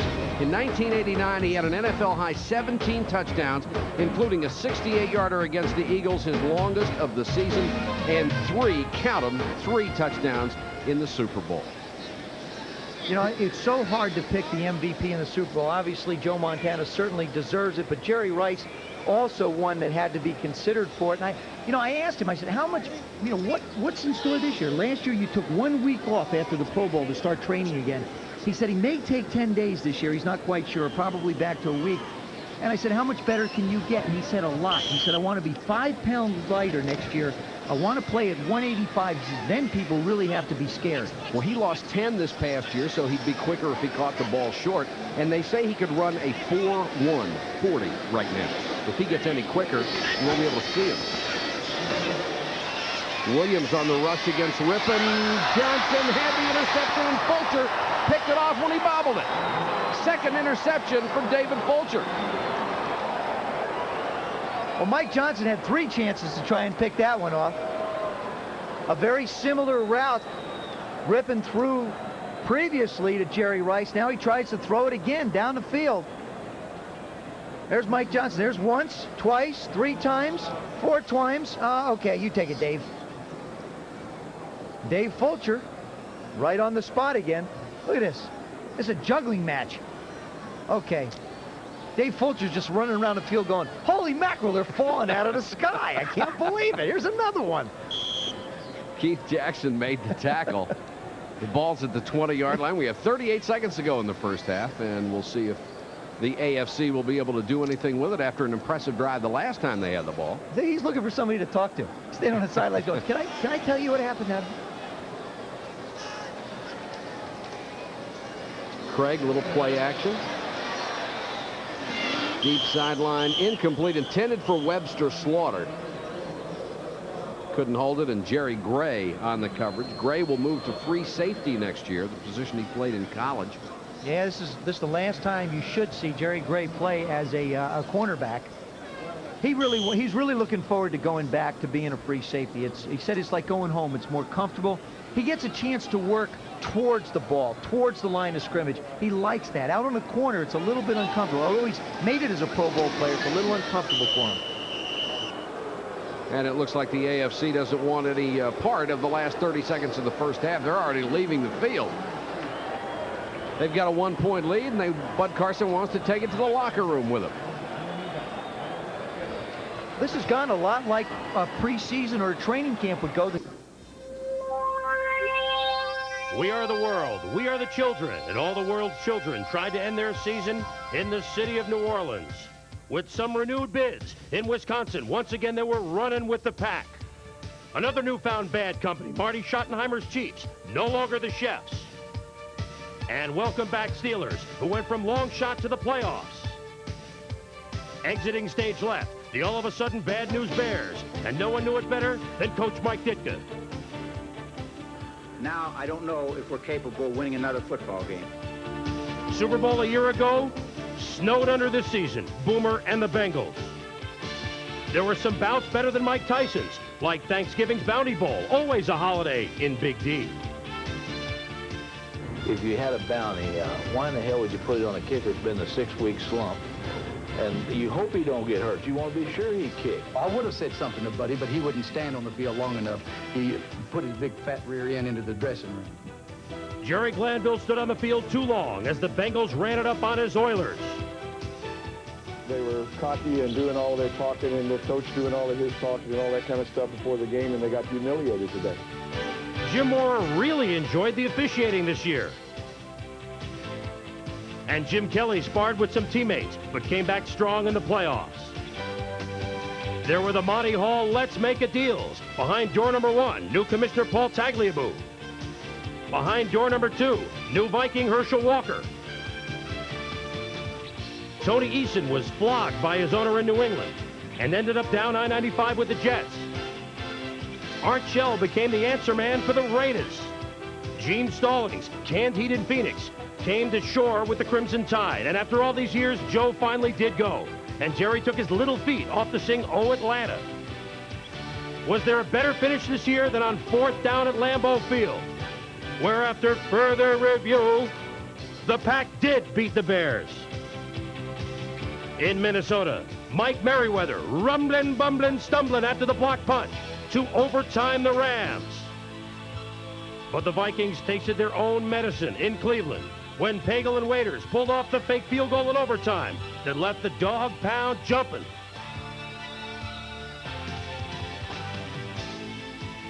The hit records just kept on coming. Dan Marino, fastest man to 200 touchdown passes. Bo knows 90-yard touchdown runs. He's the first with 2. They call him Flipper. Do they ever after 336 yards in receiving? Who set a consecutive field goal record? Well, the Butler did it, of course. Best quarterback rating in a season? Who else? 100 career touchdown receptions for Steve Largent, and then retirement. The same for Ozzie Newsome, who tops all tight ends in receiving. The inevitable end for quarterback Neil Lomax. In came the new. Troy Aikman learned about life on a 1-15 team. The Michelin man, Tony Mandarich, often had a flat tire. Barry Sanders left opponents flat as he led the NFC in rushing. Derek Thomas can just flat out rush the passer. Eric Metcalf authored the gazelle-like moves of the year. And then there was Prime Time, often the fastest moving show and player on television. For outrageous landings, how about Houston's Ernest Givens? The Russian judge gave him a 9. Same number 81, same acrobatics for Anthony Carter. Bum Bell and Let It Rain sloshed the Steelers, who frolicked in the late season Miami quagmire. Hit of the year, maybe Jim Lachey on Jerry Robinson. Good, and you? Chris Carter continuously proved that he was the good hands people. In the playoffs, Minnesota and Los Angeles ran into the buzzsaw known as San Francisco. Would Cleveland have their shot in the Super Bowl? Or would Denver? Or would it matter? No. The 49ers had Golden Joe Montana, who set new Super Bowl standards with 5, count 'em, 5 touchdown passes, 3 to Jerry Rice. The 49ers could have scored 80 points if they wanted to against Denver. George Seifert, a first-year winner, and the Niners for the 4th time did go all the way.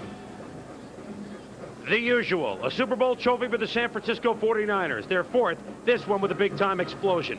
What we saw in the playoffs was a team and an organization that dared to reach perfection and came perilously close to doing just that. So many few times in life that we have a chance, in sports or in life, that one gets to see someone reach for perfection. So rather than worry about are the Niners better than the Steelers, just ponder this. The 1989 49ers season was one that we should all tell our grandchildren about. A rare time when the unreachable star was less than a light year away. We're at halftime of the Pro Bowl. The AFC, with the only touchdown of the game, leads the NFC 7-6. Back with more in Honolulu.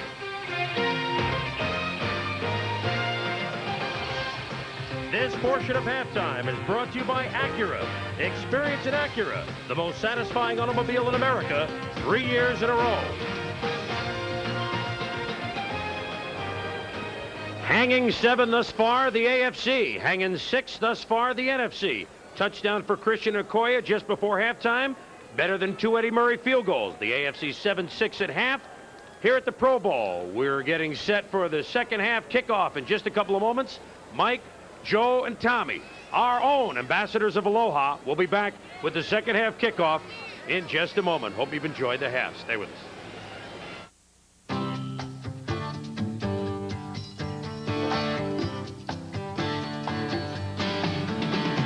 When you think about all the satisfaction you get out of going places, why would you ever want to take anything less than America's most satisfying car?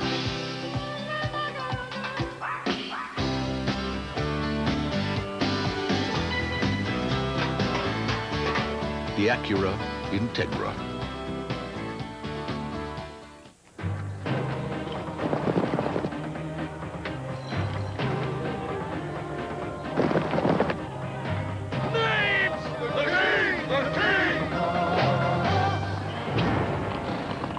I say, put on some steaks and get the Queen a Bud Light.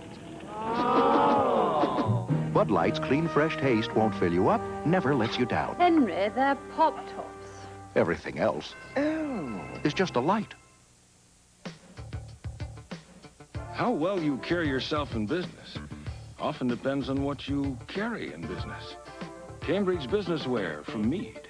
As important to the way you look as the clothes you wear. Today's Duracell battery keeps punching into the final rounds because it lasts up to 30% longer than the one from a few years back. Duracell. You can't top the copper top. One airline works harder than any other to make sure that a good landing not only means getting you there on time, but landing your bag in your hand on time as well. United. Come fly the friendly skies.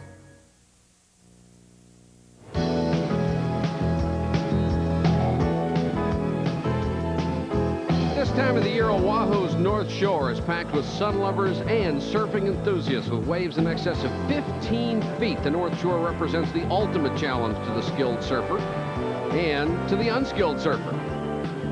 And even just to the tourists to go out and look. It's beautiful on the North Shore of Oahu. The AFC, with a late second quarter touchdown, leads the NFC 7-6. The National Conference had a couple of first half Eddie Murray field goals.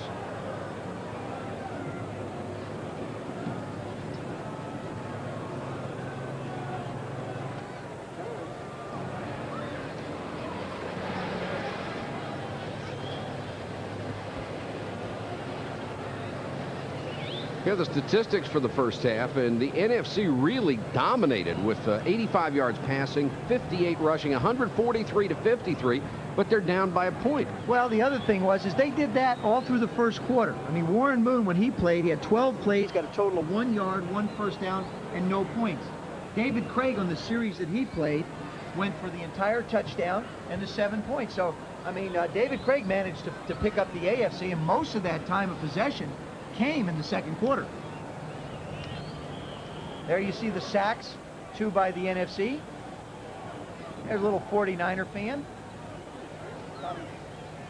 Doesn't really know what he may be witnessing with that 49ers visor on. They talk about dynasty. The 49ers players don't like to hear that dynasty talk. Ronnie Lott said, hey, that means it's over.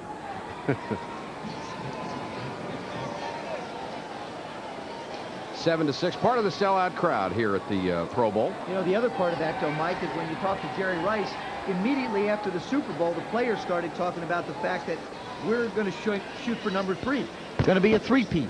They're going to go after the third one. I really believe that the key to the 49ers going after a third Super Bowl rests in the hands of Mike Holmgren. I think if Mike stays, the offense stays with a lot of consistency and continuity. Joe Montana feels very confident and comfortable with him. He's worked with him even when Bill Walsh was coaching. I think the chance and the opportunity for the Niners is there. If Mike decides to take one of the head coaching jobs, whether it be Phoenix or New York, I think that it may be a little bit of a reacclimation period again for a new offensive coordinator, somebody that's going to have to call the plays for Joe Montana. And he has interviewed with both of those ball clubs. Woodson is the deep man for Eddie Murray's kickoff as we start the third quarter. Thurman Thomas will take it at the sideline. Huge hole. Joey Browner, with the strongest hands in the National Football League, dragged him down by the collar after a 35-yard return.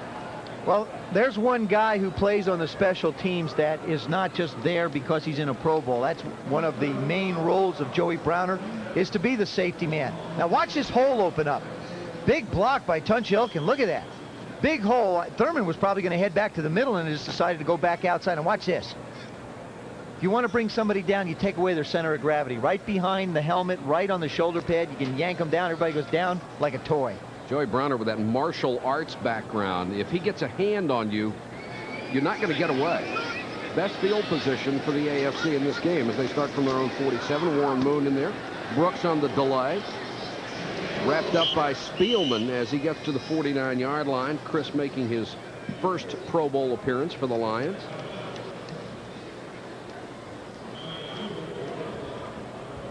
A lot of criticism of Spielman when he was drafted by the Lions out of Ohio State. Not very fast, and as a rookie, he played out of control some, his coaches said, but really came into his own in this his second year. Led the team with 125 tackles. 2nd and 9. Everybody jumped. Moon floats it out to Okoye, and he couldn't hold it. Okoye caught only 2 balls all year long, and that's something that they would like to see him be able to do better. Be able to catch the football. We'll check the flags for you. Give a guy a break. He's only been playing the game 6 years. You want him to do everything, for crying out loud? Well, he certainly has the potential. Did not see a football until 1983, let alone try to play. Here's a guy who doesn't make the Nigerian Olympic team, so he decides to go to college, plays 3 years there, and then he's played 3 years as a professional. And it's an offside call against the NFC.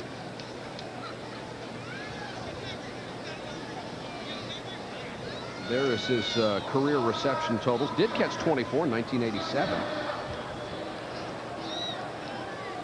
But probably a good idea if you have a 260-pounder. Why not just give it to him rather than throw it? Be like throwing to a guard.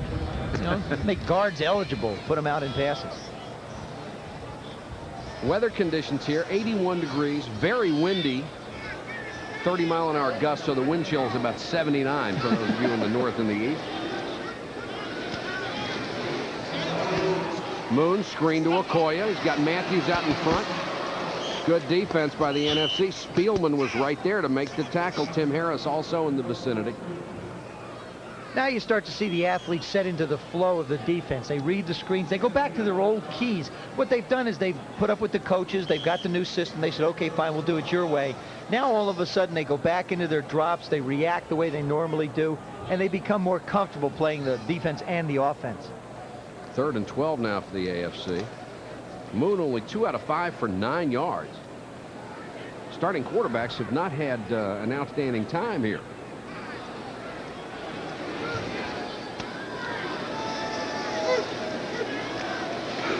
Four-man rush. What a defensive line the NFC has. Harris with the interception off the block by Reggie White. And there come the 6 guys.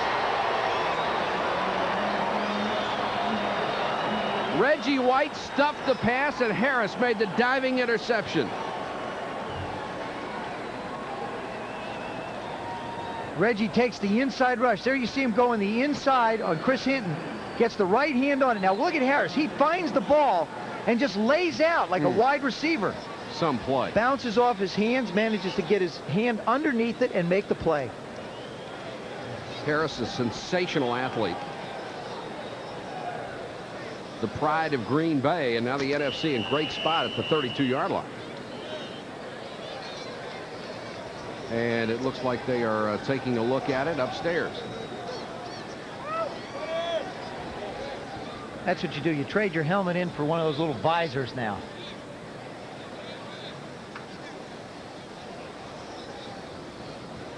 There they go. They want to see the ball bounces out of his hand just for a second there. See it?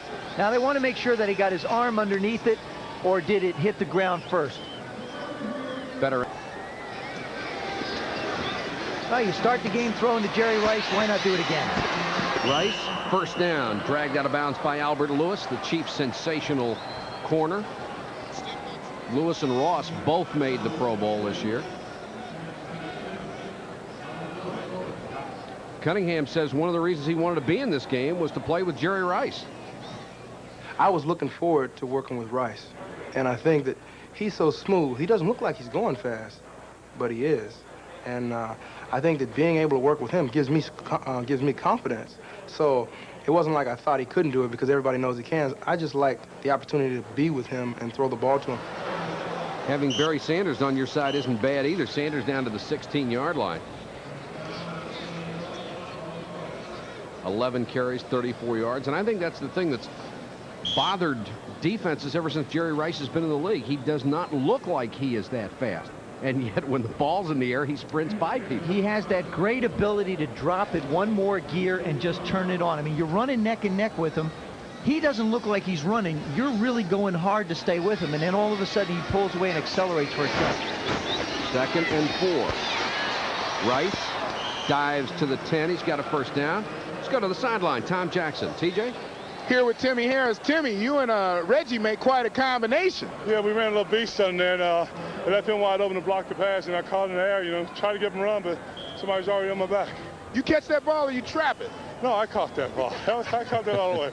I was pretty upset. I missed Warren Moon in the end zone earlier, so I tried to make a big play later on, so finally came through, so I'm looking forward for the next one. And you only pulled out one gun this time? Yeah, because it wasn't a sack. I only pull out sacks and I have to get two guns then. When I get one gun, just a run play or something like that, so I shot him pretty good. We might see two before the game's over. TJ, I bet we will. Sanders, great stutter step to the 6-yard line. Some guys do that and don't gain any yardage. He does it and picks up 4. But he's not moving forward. It looks like, you know, he literally comes to a complete stop, laps that leg out, and then all of a sudden, boom, he's back up in the hole. Has great vision. I really believe that runners, Eric Dickerson's that way, although Barry Sanders is a little different. He runs from the only about 5 or 6 yards deep. Dickerson runs from about 7 or 8, so he has a chance to see from tackle to tackle. Barry Sanders has to make quicker decisions up inside. I think it's even more difficult, which is more of a credit to him. 2nd and 6. The NFC could make a first down inside the 1-yard line. Meggett and Hilliard are the backs. Cunningham scrambling. Fumble. And it looked like Guy McIntyre from the 49ers out-hustled everybody and picked it up. Cunningham hit from the blind side, and McIntyre does make the recovery. Randall Cunningham, most dangerous when he starts to run. Now he steps up into the pocket. Bruce Smith comes flying from nowhere. Orfadal almost makes the play. McIntyre finally winds up with it. Bruce Smith almost did not play in this game. He considered going home because his father's fiance died. Tommy Lathan and his fiance Carmen and he were very torn up about it. And Bruce told me that he considered going home, but decided that it would be better if he stayed and played this game, that this is what the family wanted him to do. 3rd and 11. Cunningham to Meggett. Touchdown.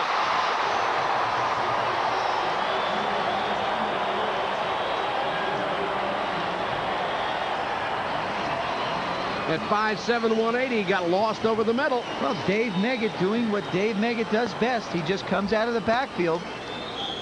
He'll let the linebackers drop into the coverage. Remember, there's not a lot of complex. They can't double up on people. Now he just cuts in really where there isn't anybody home. All the linebackers have gone back out to cover the wide receivers. Now he's got to push Keith Jackson out of the way to get in the end zone.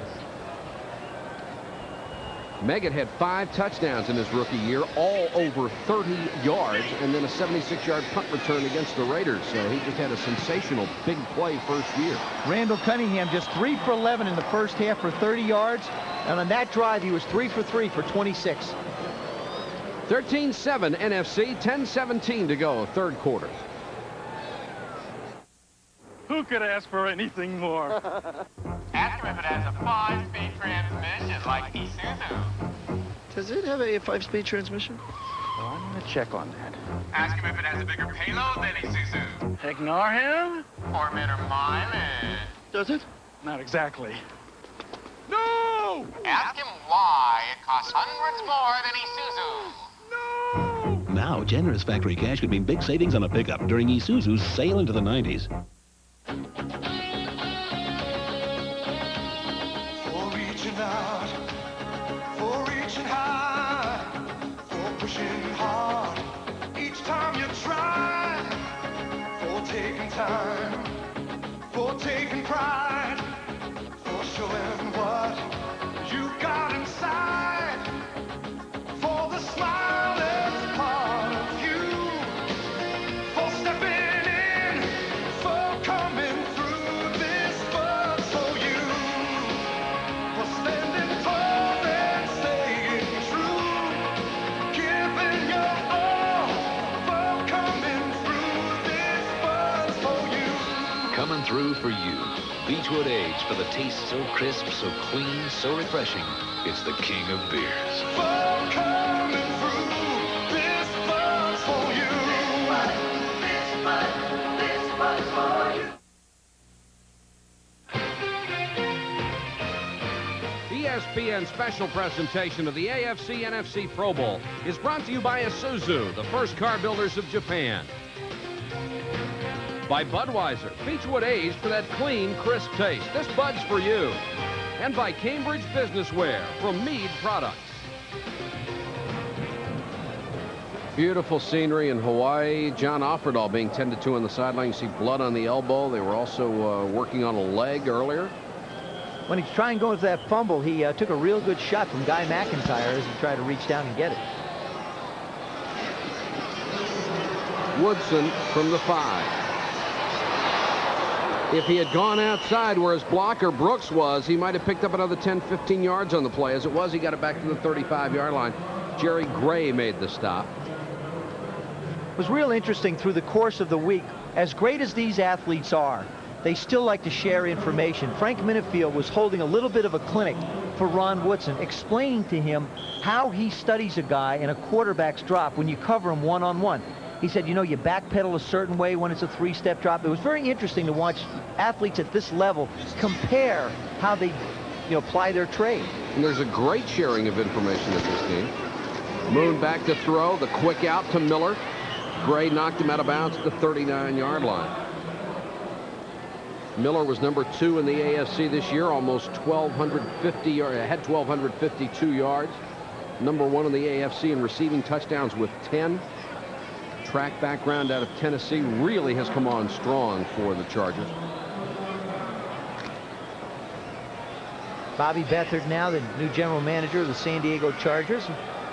Start to build another dynasty there like he did in Miami and help with Miami and, of course, Washington. He's had a brilliant career. Brooks on the toss. Millard wouldn't let go. Brooks very durable. Let's go to the sideline again. Tom Jackson.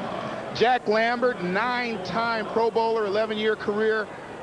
What would you do with the 49ers? I have pondered this often. What would the Steeler defense do with the Niners? Punt. They got a great offense. What makes them so great is they have a great offensive attack, running and passing. But you guys were as physical as they came. Well, I think we would have matched up pretty good with them. We had some linebackers that could cover people coming out of the backfield. I think that's one of the things you have to do to have success against them. Congratulations, Jack. Thank you.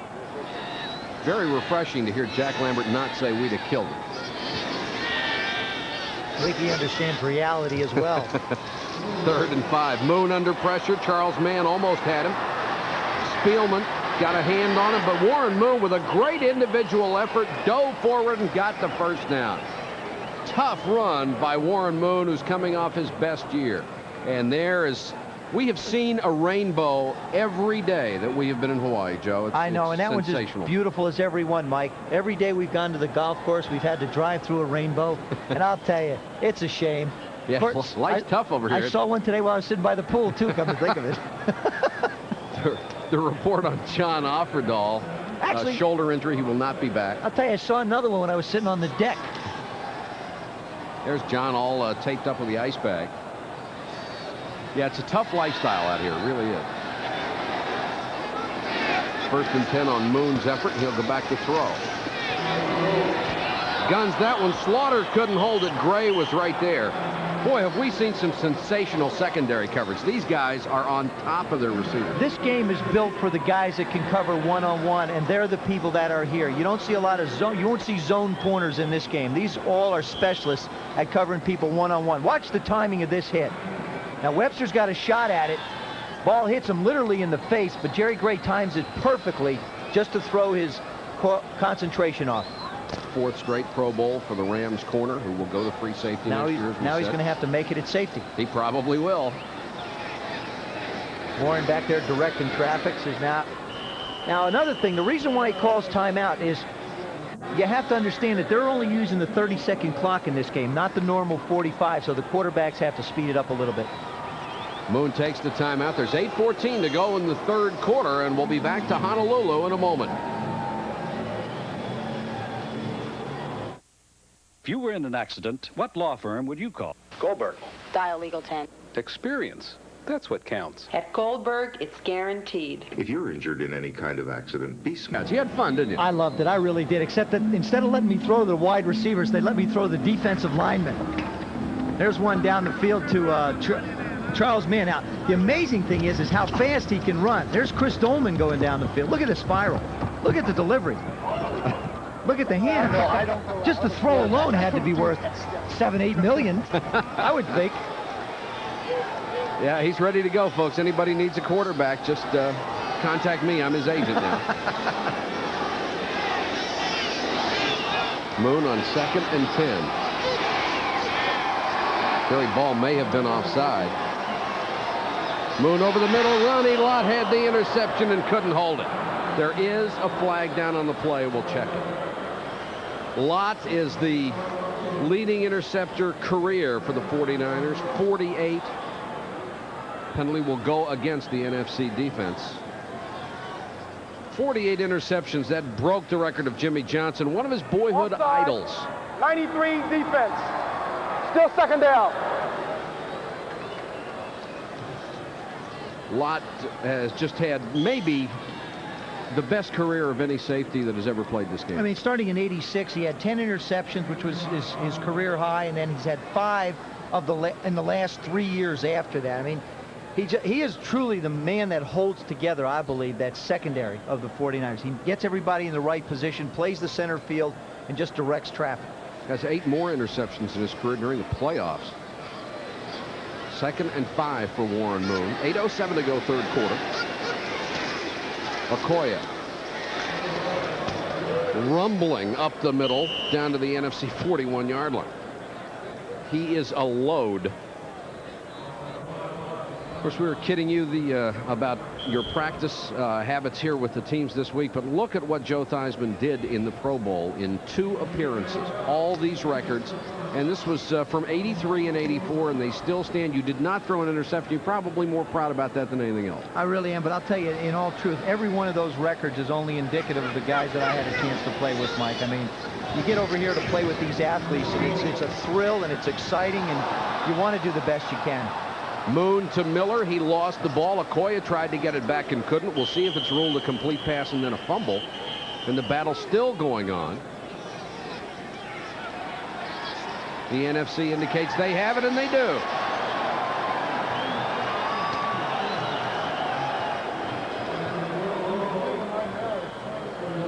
Anthony Miller just going to run a real quick hitch. Plants that outside foot, stops.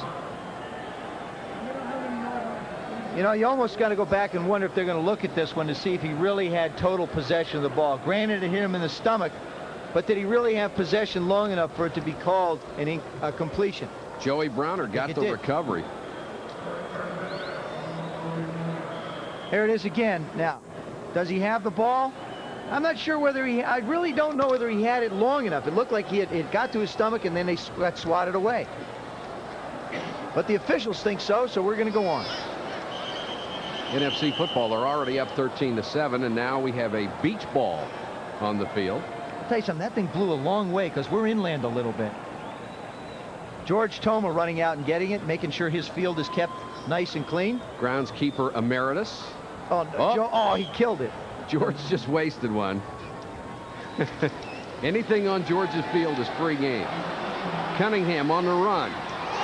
Complete to Carrier. Minifield brings him down at the 28-yard line, and Mark Carrier, the Buccaneer, in his first Pro Bowl, gains 32.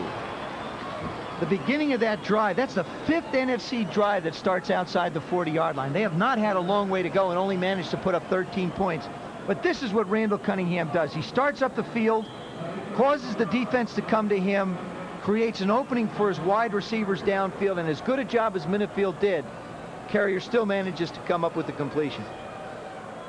That's where the beach ball came from, to the left of your screen. I told you, blew a long way in. Well, that's where the beach is.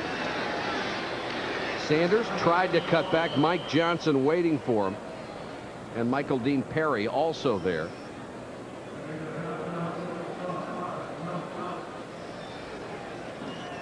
Sanders had a lot of action, not a lot of yards. Hasn't had too many opportunities to gain much. 38 yards on the day. Really what you do in a game like this is what you get. You basically pick up by yourself. Up front now for the NFC, Zimmerman, McDaniel, Hilgenberg, Freilich, and Slater. As everybody on this roster gets a chance to play quite a bit. Fake to Sanders. Nice play action by Cunningham. Has to unload and too high. Intercepted. Picked off by Clay Matthews. Matthews looking to lateral the football. Nobody there to lateral it to, and he goes down. So reminiscent of the game where he intercepted a pass that we did, and then turned around and just threw it up in the air and gave it back to the other team. That was that last game of the season against Houston. He turns around after he gets the ball, and Bud says, hey, thanks a lot for holding on to this one. I really appreciate it. 27-yard return, and the penalty is against the NFC. It's declined. Cunningham's pass behind Keith Jackson, and a real smile on the face of Bud Carson. I know he was just standing there waiting for him to bounce the ball back to somebody. There's Clay Matthews. Now look, they faked a little reverse, somebody running the other way. Look at him switch the ball. He knows what he's doing. Protects the ball, tucks the elbow over it. Now he falls down when somebody gets real close. Break for the AFC, trailing 13-7 with 5:39 to go in the third quarter.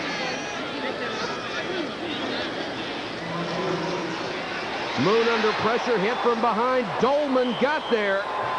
The NFL sack leader with a different dance. That's a new one. Yeah. There's a new one. That's his Pro Bowl sack dance. Left side of your screen, Chris Dolman. Like I said, the most difficult thing is for the offensive lineman to try and block these guys one-on-one. Dolman just comes around, swats the ball loose. Tim Harris almost manages to get to it, but Max Montoya manages to make the recovery. Third time that the AFC quarterback has been sacked. It's been Warren Moon every time. Dolman, pretty good numbers for a guy who started as a linebacker and wasn't cutting it. Switched him to defensive end. He's an all-pro. Okoye, the Nigerian nightmare, and that's why running over people. And everybody who was in on the tackle is getting up slow. Ronnie Lott just came flying in. He's probably asking himself now, why? Why did I do that? You know, I didn't hit Eric Dickerson head on.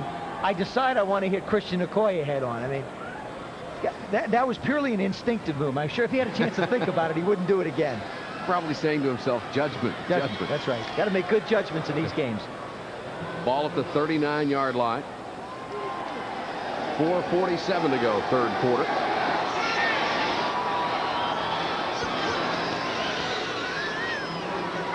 Moon with that short drop, intercepted by Gray. Threw it right to him. Jerry Gray. Touchdown. 51 yards.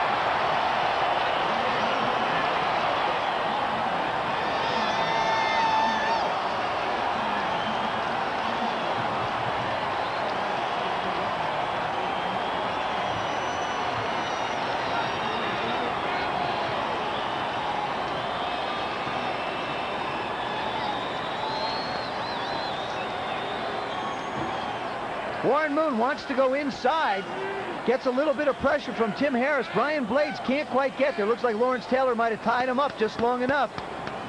Jerry Gray picks it off. Once he gets in the open, nobody's going to catch him. Jerry Gray in his 5th year out of Texas. 6 interceptions this year. Returned one of those for a touchdown, 27 yards.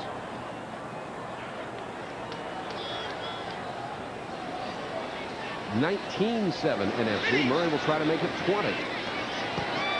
And does.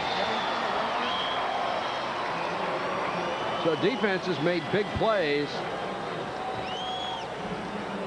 And we'll be back in a moment. When you're choosing your business wardrobe, selecting everything down to the last detail, don't forget the last detail. Cambridge Business Wear from Meade. As important to the way you look as the clothes you wear. When I played football, I crunched quarterbacks. But now I crunch these, JB's Pigskins. The new pork rinds. Still going. Nothing outlasts the Energizer. They keep going and going. Hi, can I help you? Yeah, I'm looking for a Cherokee. Right this way. But this is an Isuzu Trooper. It's a much better buy. It is? The Trooper has 4-wheel disc brakes. Cherokee doesn't. I didn't know that. The Trooper has more cargo space. Really? And sells for about $1,000 less. You're kidding. Here, take a test drive. Sure is lucky I ran into you. Oh. I wouldn't call it luck. Now, generous factory cash could mean big savings on a Trooper during Isuzu's sale into the 90s. He always lived his life on the edge. You want to light my cigarette? Shy thing, aren't you? But now, he's found something Forget about right or wrong. more dangerous. We'll never get out of Mexico alive. Where is she? Kevin Costner. Revenge. Where is she? Rated R. Starts Friday, February 16th at select theaters.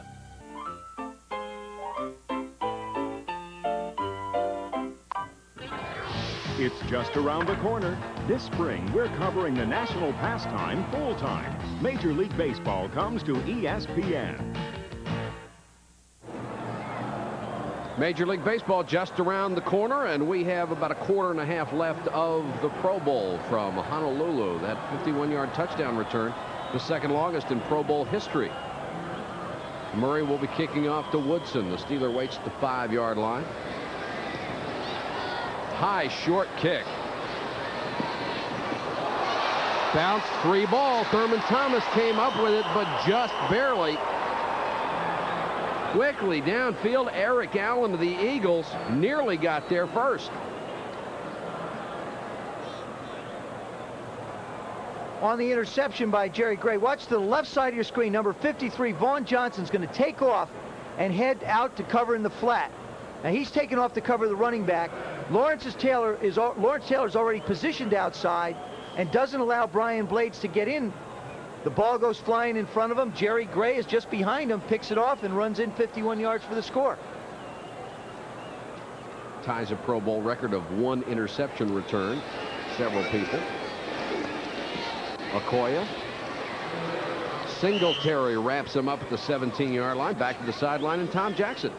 Here with Coach Landry, 29 years coaching in the game, and sometimes things turn out the way they're supposed to. This is a good feeling for you? Oh, a great feeling. I don't think I've ever felt a better thrill than this one. You know, after you spend 40 years in our business and then you have a chance to climax it with this type of thing, it's pretty nice.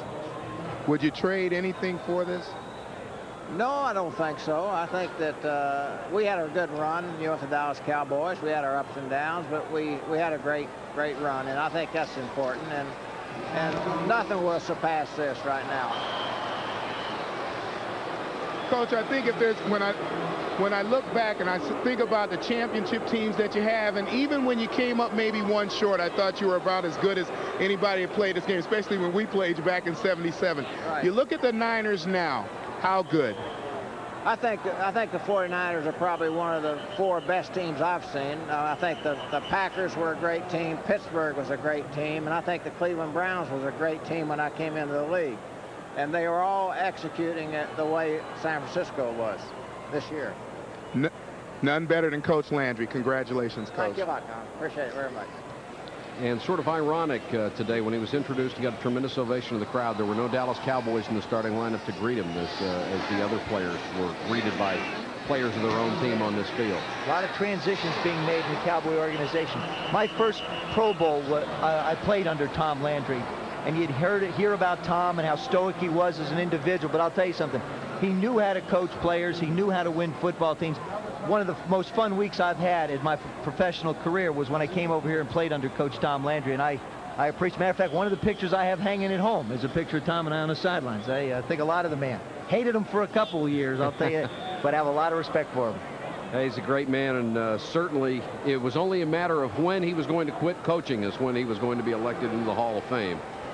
On 4th down and long, or excuse me, 4th and 1, Roby will come in to punt for the AFC. They're down 20-7.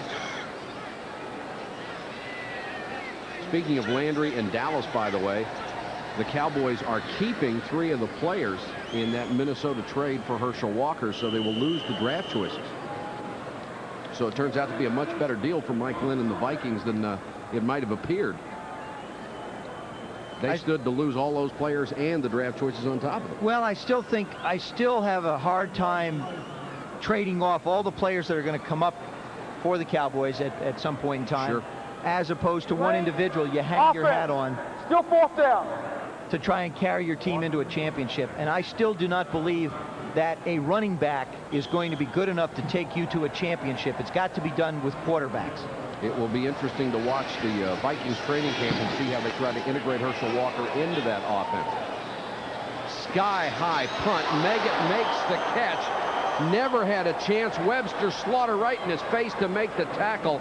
A 47-yard punt, no return.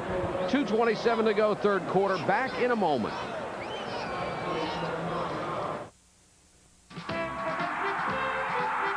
Tonight's NFL on ESPN is being brought to you in part by the following local advertisers. Sheehy Lincoln Mercury in Springfield, where unless our emblem is on your car, you probably paid too much. Goldberg and Associates. If you are injured in an accident, call us. Dial Legal 10. Ferraro Cadillac in Springfield, where reputation is a proud tradition. And by Greater Media Cable, your connection to great entertainment. Customer Satisfaction Index. It's a measurement of how effective a car company is in satisfying their customers based on an extensive survey by past customers. Since 1982, Ferraro Cadillac has been one of the top 10 Cadillac dealerships in the nation. This year, Ferraro has done it again with a rating that is 4th in the nation. No other dealer in the area even comes close. To our customers, we'd like to say thank you for your support. Ferraro Cadillac on Baltimore Pike in Springfield. If you were in an accident, what law firm would you call? Goldberg. Dial Legal 10. Experience. That's what counts. At Goldberg, it's guaranteed. If you're injured in any kind of accident, be smart. See a lawyer. Call the law firm of Goldberg and Associates. There's no charge for initial consultation, and all fees for accident cases are on a percentage basis. If you've been injured in an accident, call Goldberg and Associates. Dial Legal 10, the home of the Goldberg Guarantee. Be smart. Call now.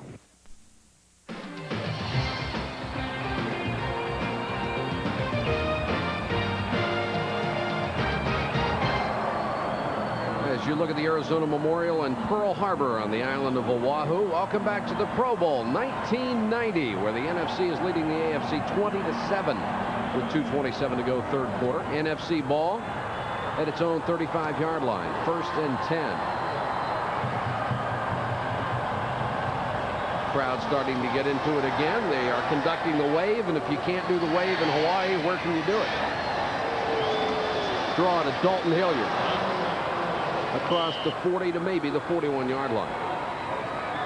Reports in one of the Buffalo newspapers that Jim Kelly ready to sign an extension, 6 years, $20 million. Are you coming back? Yeah, I am. I'm really thinking about it. I mean, at that rate, you figure if Kelly's worth that much over 6 years, how about Joe Montana? And Eddie DeBartolo has said he's willing to sit down with Bob Wolf, who represents Joe, and discuss his future. I really believe that if Joe Montana signs a 3-year extension or in addition to his contract, he can play at the level for 3 years. It's got to be a $15 million deal. He's worth, if they're paying $3.5 million for other quarterbacks, Joe Montana could be truly the $5 or $6 million man. He definitely is worth it. Like I said, the way you win championships is you have to have a quarterback who can get it done for you. Now, Montana certainly fits that category. The numbers are just absolutely becoming mind-boggling to me, Mike. I mean, to think that in 1982, I had the good fortune of playing on a championship team, and I made, I believe, $235,000. Now, that would be interest for a day on what these guys are drawing a year. 3rd and 3 for Cunningham under pressure, and Howie Long got him with an assist from Rufus Porter.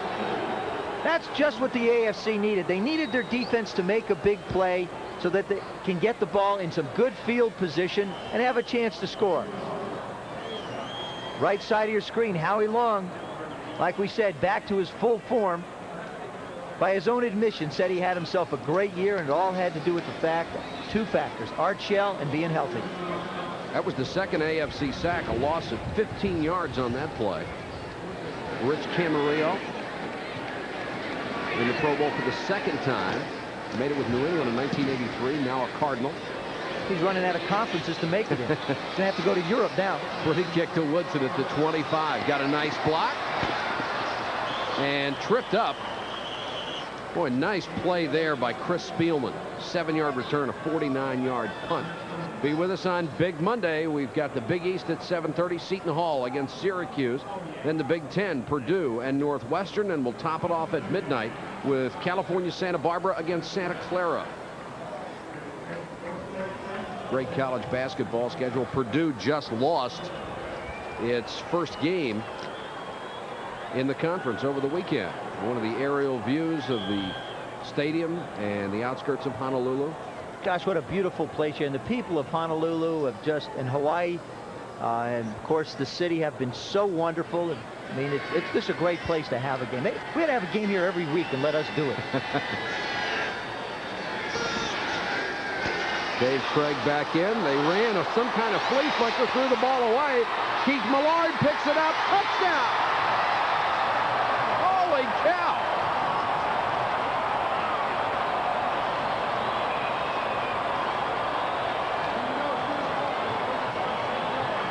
I told you there'd be trick plays. I just didn't tell you which team they'd have it for. You're not supposed to trick yourself. I think they fooled themselves. I think the AFC went into the bag of tricks a little too deep. That's what Bud thinks. He's looking at somebody. He's waiting for an explanation.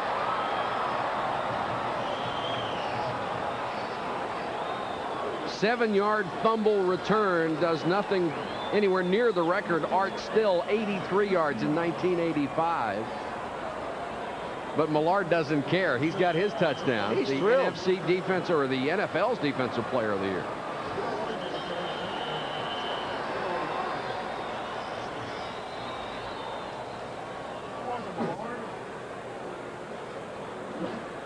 I think they're looking at this thing to see if possibly he's offside. Now, David Craig, all right, the ball is on the ground. It was a snap from center. Now, I don't... Oh, it's kicked. Dave Craig runs back there like he's still got it. They're playing soccer. And then that's exactly right. Matthews kicks it like David Craig. Maybe he lost feeling in his hands. He didn't know it wasn't there. It looked like one of those old Ruski plays. Lay it on the ground and somebody comes by and picks it up later. But two guys kicked it in between. There's another look at it. Hits his hands. Now, he doesn't even know he doesn't have it. Now, all of a sudden, Swilling comes in. He kicks it. Millard says, well, it's football. Let me pick it up and run with it. Millard says, I'll use my hands, thanks. That's a goal. I mean, that's one. Well, maybe that wasn't a trick play. Maybe that was just a botched play. I think botched might be the description of that one. But Dave Craig didn't even act like he had fumbled the ball. He just kept going back. I don't know where he thought it went. I mean, maybe his wristbands are a little tight. I'm not sure. Now, they'll say they reviewed it, and the play stands as called. It's a touchdown for the NFC. It's about as bizarre as it gets. Murray out of Riffin's hold for the conversion in the NFC. Getting some breathing room. They're now up 27-7. 19 seconds to go, third quarter.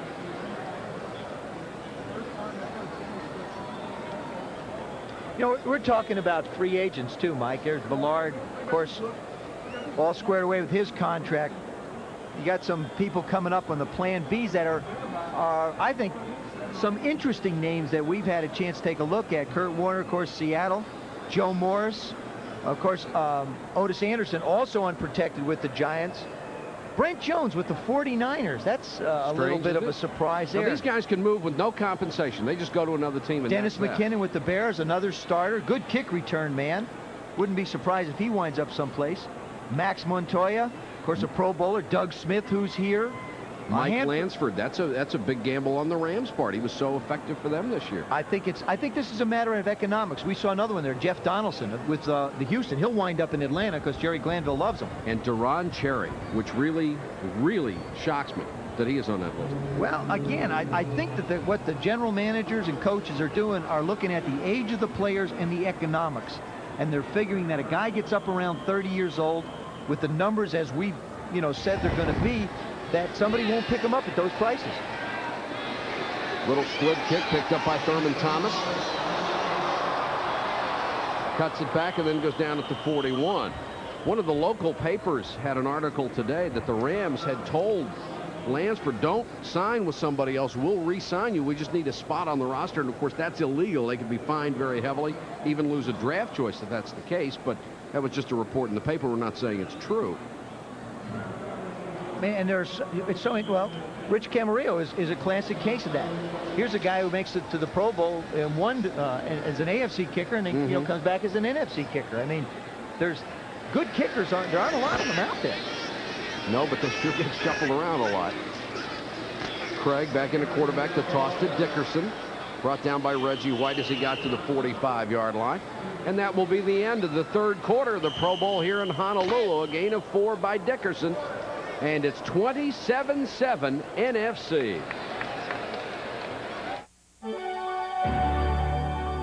A special thank you to everyone who has made the National Football League United Way Public Service Series possible. Thanks for all those precious moments.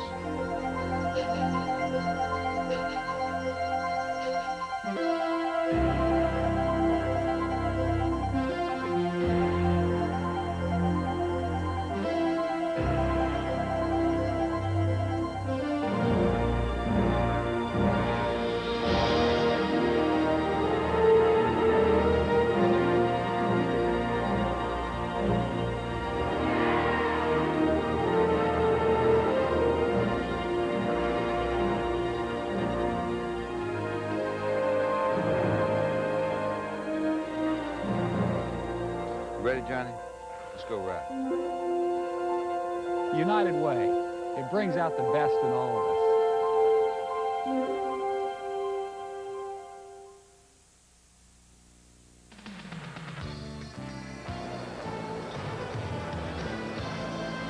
One of the week's most popular attractions was the NFL charity golf tournament held at the beautiful Sheraton Makaha Valley Resort.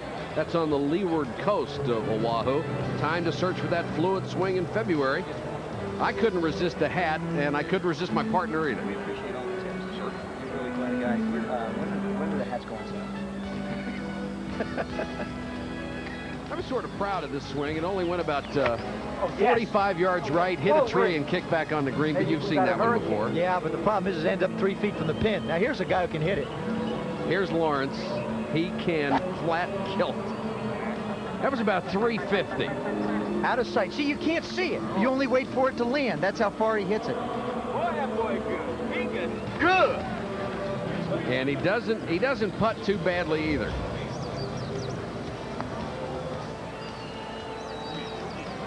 Like a homesick rabbit. Knew where it was going. Lawrence Taylor can play. And Lawrence Taylor, 31 years old today in his 9th Pro Bowl. AFC's got a lot of work to do if they're going to get back into this game. Dickerson trying to get outside and can't. Boy, Jerry Ball really showed you some speed. A nose tackle outrunning with Dickerson and wouldn't let him turn the corner. That's why he's in this game. Look at that, starting to get their jerseys ripped up a little bit. He's got a little holding. They're not doing too much holding. It's not torn off him too bad. Jerry Ball's gained 65 pounds since he came out of SMU. I thought you were going to say since he came over here. No, I've gained 65 pounds since I came over here. Just sitting around by the old pool, having a few pineapples and a few buffets. Let's not get Jerry mad at us now. No. 2nd and 8. Excuse me, 3rd and 4. They are 2nd and 8 on 3rd down.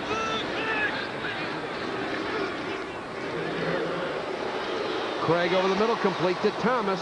Gray brought him down, but not before he reached the 43. It's a first down, gain of 10. David Craig has had a lot of success. In the second quarter, he managed to get him in for their only score, and here he has a drive going again. Getting all pumped up about it. Craig's hit 5 out of 6 passes for 34 yards. The starters struggled today, Cunningham and Moon. They have, and Rippon has played well as David Craig, and it's amazing. Both Rippon and Craig had taken a long time off. Earlier in the week, both of them commented to me how sore their arms were and how comfortable it was. But by Friday, they were throwing the ball with crispness like it was the middle of the season. Dickerson, little hesitation. Reggie White brings him down. Of course, Craig and Rippon were both living in the state of Washington when they got the phone call. They were on the next plane over here. A little chilly in Washington in February.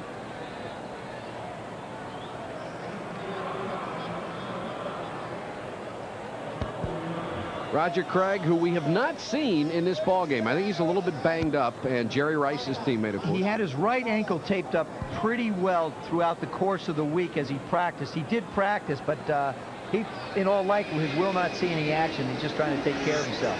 They'll start training again in a week anyway, those two guys. 2nd and 7.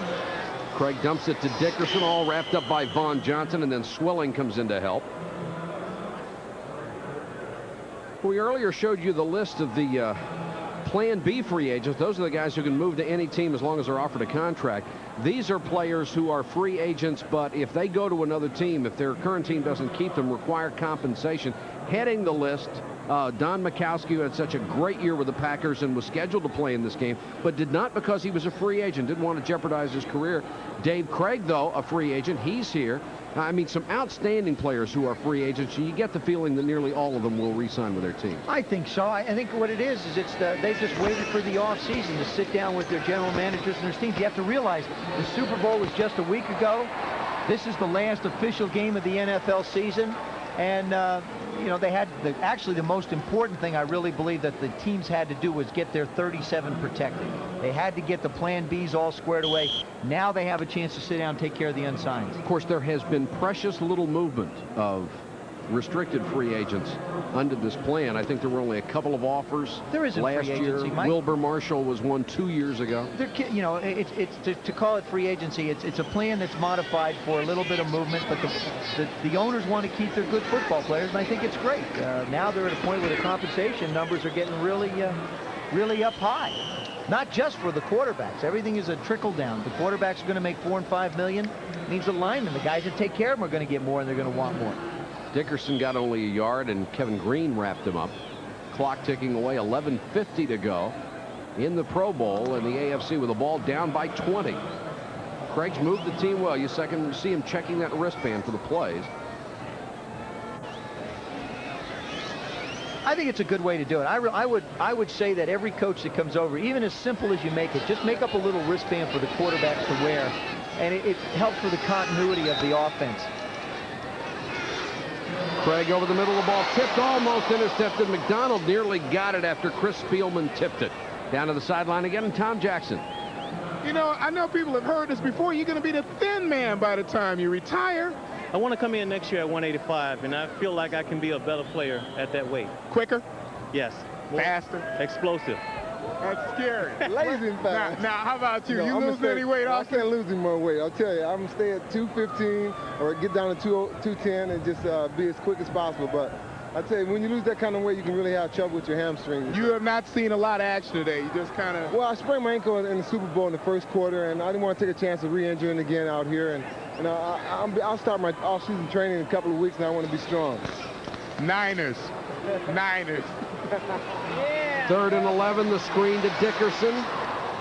It's about 3 yards short of a first down, and I don't know anyone who trains as hard as Roger Craig in the offseason. Well, Jerry Rice is the other one. I mean, the whole 49er organization, Terrence Flagler is another one. There's a group of about 5 of them that get up at 6 o'clock in the morning to run mountains. I mean, their idea of training is to go out and run 8 miles up a rocky path before breakfast.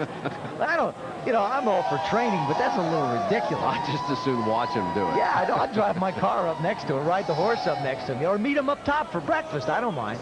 It's one of the things that makes the 49ers such a great organization is they have players like that in leadership all the way to the top of Eddie DeBartolo that makes an attitude like that possible. Craig over the middle, incomplete. Thomas couldn't hold it. McDonald was right there. There's a flag down, and McDonald really upset by it, and I think he's got a beat. No, I think he grabbed him, Mike. I don't think there was any question. David Craig didn't zip that one in there. He threw it a little bit slower, and I think that threw the timing off of the defense. 40, defense. First down. Now, Tim McDonald, 46. Watch the lower left side of your screen. See, David just eases this one out. Now, see the right hand? See that? Yeah, he had right hand on the hip. Oh, come on. Little hipster. All right, so it was this is football. So it was a little interference. Still, it's interference. Tim McDonald, another one of those free agents that we said. But, you know, we brought up the free agents. New Orleans, all 3 of their quarterbacks are free agents. Forcade, Hebert, and Wilson. After the interference, 1st and 10 at the 18. Dickerson to to the 14-yard line.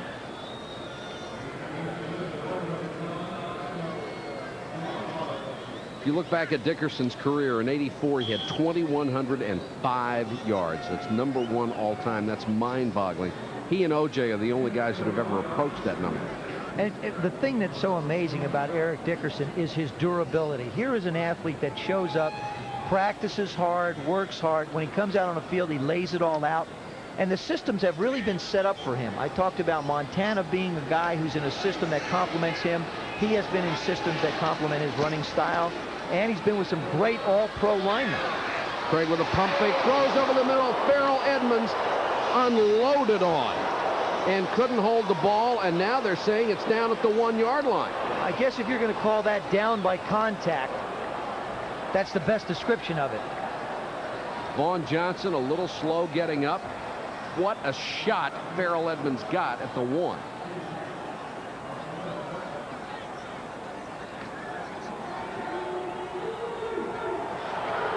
Ronnie Lott. Oh. They're going to call it an incompleted pass. He never had possession. Ronnie Lott just continuing to hammer people. Took on Christian Okoye in the 3rd quarter. Now watch this shot he delivers on Farrell Edmonds. Never sees him coming. Look at that. Body totally launched in the air. Then he gets hit by Vaughn Johnson. Edmonds may have the biggest hands in the National Football League. From the base of his palm to the tip of his fingers, 12 inches. Now watch and see when this ball hits the ground. It's not down yet. Still in the air. That's an interception. Oh, that's their ball. That is an interception. Sure is. Yep, the ball never hits the ground. This ball's going over to the NFC. Ronnie Lott and Vaughn Johnson got the ball before it hit the ground. It just laid on Lott's back of Lott's knee. Now, that's the way it would normally go, okay? But this is the Pro Bowl. But this is the Pro Bowl. And the score is, you know, a little out of hand, 27-7. Watch this. Now, this ball never hits the ground. What? Right on the back. Look. Right there. Look. Right on After further review, the play stands. Incomplete pass. Oh, no 3rd way. down. With the 30-second clock operator, please reset the clock to 17 seconds. Okay. 17 seconds on the 30-second clock. I'm going to wait till the snap of the ball to say something, okay?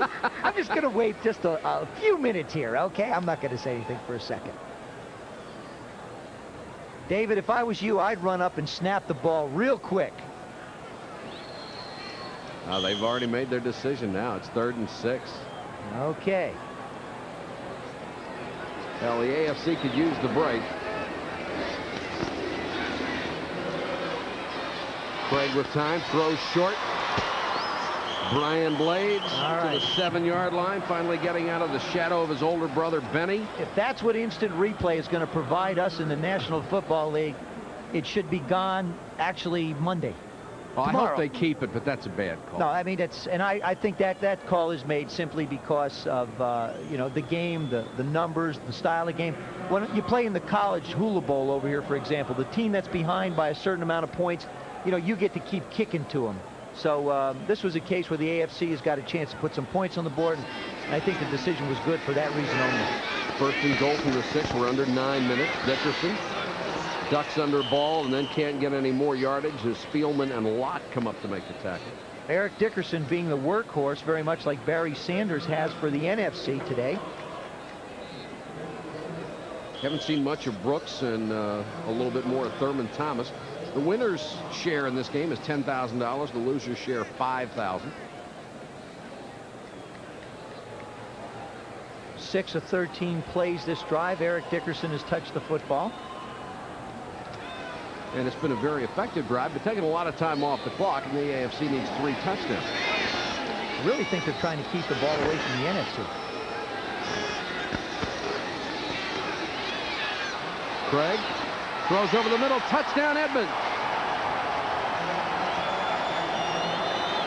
David Craig doing a little fancy dance, a little foot stepping in the pocket to create a throwing lane for the touchdown. David Craig's been very, very impressive here for the AFC. Sure has. Completing the 5-yard TD to Farrell Edmonds. There he goes back in the pocket. Wants to work outside. Now just starts, well, maybe I'll run. No, maybe I won't. Little sidearm shot. Of course, Ronnie Lott's close by again. If there's contact, Lott's never very far away. Extra point by David Treadwell of the Broncos. That will cut it to 27-14. Craig, 2 drives in this game, both touchdowns. It starts the moment you start the car. An experience that's distinctly Volkswagen.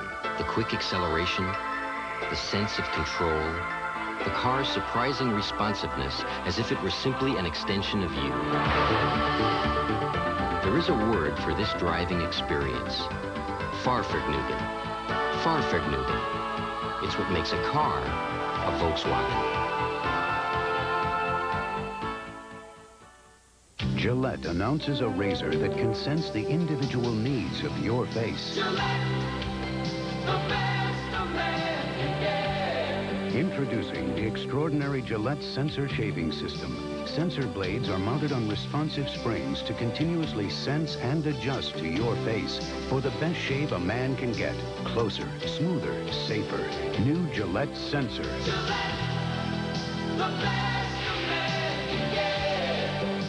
Well, the 49ers won. Yay! Darn. So McDonald's everywhere, even in Homer, Alaska. Pull on to the winners with the $1.09 McDLT. Break out the Diet Coke. But should Bronco fans lose just because their team did? Yeah! Of course not. So they'll still get their 99-cent quarter pounder with cheese, even though they didn't win. But we played our little hearts out. A $1.09 McDLT and a 99-cent quarter pounder for a limited time. We're going to watch the Super Bowl every week.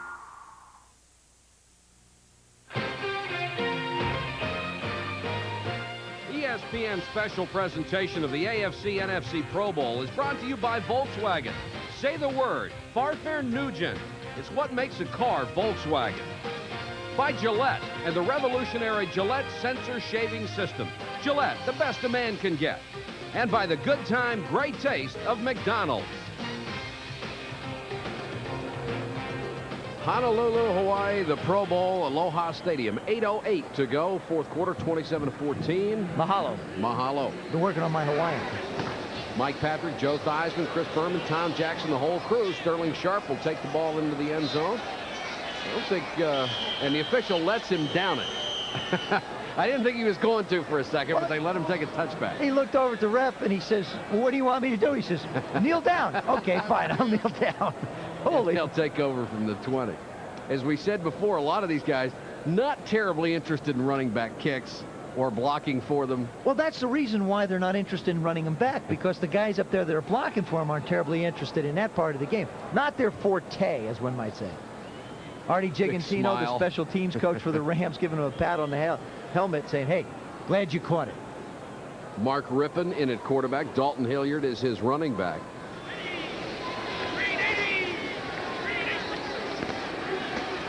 Hilliard, little stutter stepping Clay Matthews in the backfield with him. Back to the sideline and Tom Jackson. TJ? Bob Sinclair, a long, outstanding career. Want to ask you the question, after you've had to wait for a while, is it more satisfying to you? I think as the years go by, it really is. I'm just so elated and overwhelmed by this this whole introduction of the Hall of Fame. It's just outstanding. 49ers now. Pretty proud of them? Oh, baby. Oh, my Niners. They're my Niners. I mean, yeah, in the 80s, they've just been such a dominating force. And I think they'll continue. I really believe that. You see the way that loyalty hangs in there.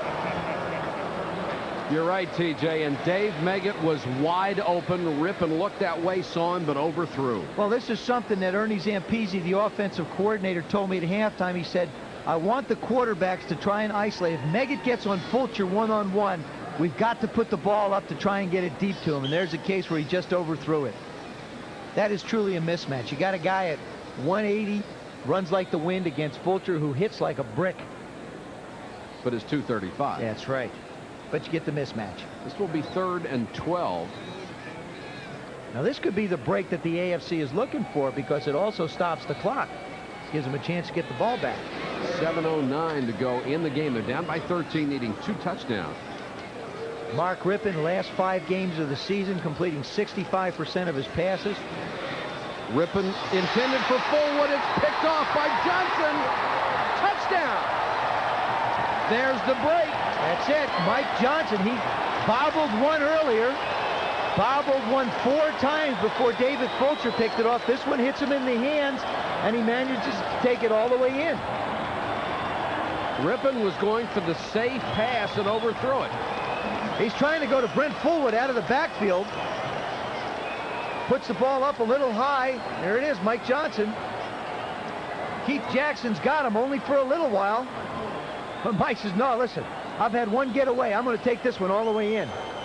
23-yard touchdown return. That's the second interception we've had returned for a touchdown, and we had a fumble recovery return for a touchdown. Defense has taken over this game. The offense, we thought with all the weaponry that they have, would be a high-scoring game, but it's turned out the defense has done all the scoring. Treadwell can cut the lead to 6 with exactly 7 minutes to go in the game. Dave Treadwell, the human one-iron. That's about how thin he is. Puts it through. That is a Pro Bowl record, our 3rd defensive touchdown of the 1990 Pro Bowl. Nice. Where else but Sheehy Lincoln Mercury here in Springfield, a special purchase of pre-owned 1989 Lincoln Town Cars. Sheehy's vast buying power makes this type of special purchase possible, but never have we been able to offer 1989 Town Cars as low as $16,998. Choice of colors while they last. 1989 Lincoln Town Cars for $16,998 at Sheehy Lincoln Mercury on the Baltimore Pike, Springfield, Pennsylvania, where unless this emblem is on your car, you probably paid too much. My employees expect a lot from the health plans I offer them. And they ask some pretty tough questions. After all, it's their health they're talking about. And their money. That's why I found an HMO that we can all live with. One we can all trust. For everything that can happen. You know, I'm not surprised that so many people picked the Keystone Health Plan. Everybody who works here is pretty sharp. Including me. If you were in an accident, what law firm would you call? Goldberg. Dial Legal 10. Experience. That's what counts. At Goldberg, it's guaranteed. If you're injured in any kind of accident, be smart. See a lawyer. Call the law firm of Goldberg and Associates. There's no charge for initial consultation, and all fees for accident cases are on a percentage basis. If you've been injured in an accident, call Goldberg and Associates. Dial Legal 10, the home of the Goldberg Guarantee. Be smart. Call now.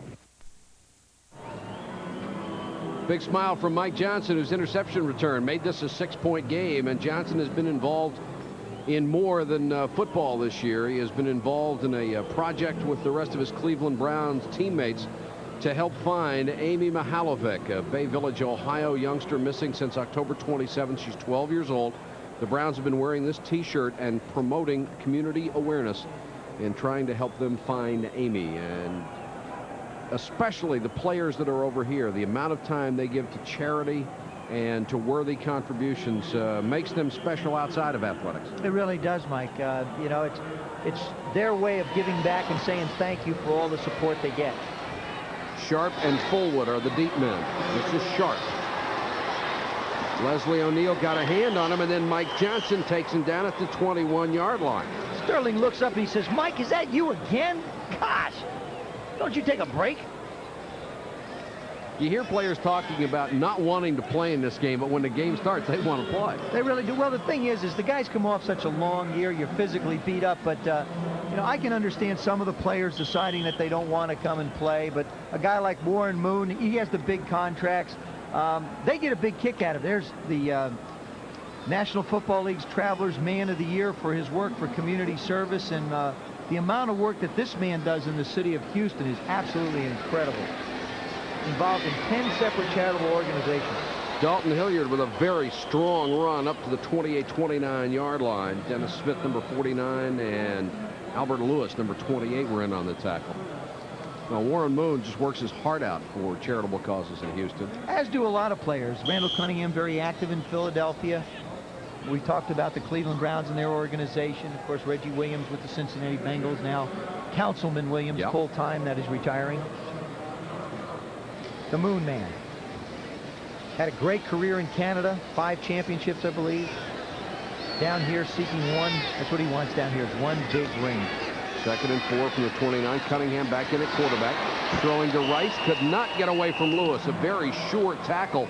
They'll spot it at the 32, about a yard shy of a first down. Now, I'm sure people watching at home are saying, well, if Cunningham played the first quarter, Rippon played the second quarter, Cunningham played the third quarter, why hasn't he letting Rippon play the fourth quarter? What happens is coaches have the liberty at the end of a game. They want to put the guy who's the #1 guy back in. They'll do it. This happened to me in 1982 when Danny White was here. I was the second quarterback pick. Danny was the first. It was the Cowboy offense, and with 35 seconds to go, Dan threw a touchdown to win the game. So coaches have the liberty to slide their quarterbacks in and out. But the NFC quarterbacks have not done that well. They've been picked off 4 times collectively. Flags down. And it looked like the AFC jumped offside on 3rd and 1. Well, there's Bruce Smith out politicking. False start on the center. 3rd down. Well, you can see the intensity level of this game just getting up just a little. The players starting to clap their hands, get a little more excited about it. The AFC senses that they have a chance. Doug Smith is the center, 56. You saw him lean forward. All he has to do is flinch. I mean, Randall scared him. Doug Smith in his 12th year. He and Jackie Slater. Slater in his 14th. The Rams offensive line has blocked for 4 running backs who have gained over 1,000 yards in the season. Wendell Tyler, Dickerson, Charles White, and Greg Bell. Just a sensational group of linemen.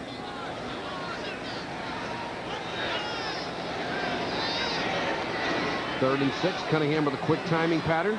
Meggett trying to get the first down and has it. Smith slapping his hands, upset that he couldn't keep Meggett from the sticks. Not too many people have been able to this year. That'll keep the clock running. We're under 4:50. What he does so well that I think it's very difficult to teach is that once he catches the ball, you saw him square up on the defensive man. He doesn't turn to one side or the other to give him angle. He squares up, then he makes a move and can take off and accelerate off either foot. Last time they had the ball, the NFC made a mistake. They threw the interception. The AFC returned it for a touchdown. We have a 6-point game. Trying to avoid the mistake this time. Hilliard, brought down by Leslie O'Neal, is one of the great stories in pro football. Out of football for 23 months with as severe a knee injury as you would ever see after being the 86th Rookie of the Year. Now he is back full strength, had 12.5 sacks this year, and a nice man. He really is. And his rehab consists of walking a golf course. Of course, golf being a great way for a lot of these guys to spend their off season, if for no other reason to relax. But for him, it was rehabilitation. He'd just throw the bag over his shoulder and go out, walk 18 or 36, and considered it part of his rehab. And he sure seems to be 100%. Hilliard dragged down from behind. Derek Thomas made the tackle once again to the sideline, and Tom Jackson. I'm here with Sean Birch, the official NFL mascot of the year and lady killer. Sean, your favorite team, obviously the Vikings. Your favorite player on the Vikings team? Anthony Carter. Is that what you hope to be a receiver? Yeah. Well, how did you get here as the mascot? Well, my mom was taking a pair of pants back, and I signed up at JCPenney's, and I won for a mascot at a Vikings game, and I didn't know that you could be a mascot for the Pro Bowl until I won. This is not bad, though, huh? No. Back up to you guys.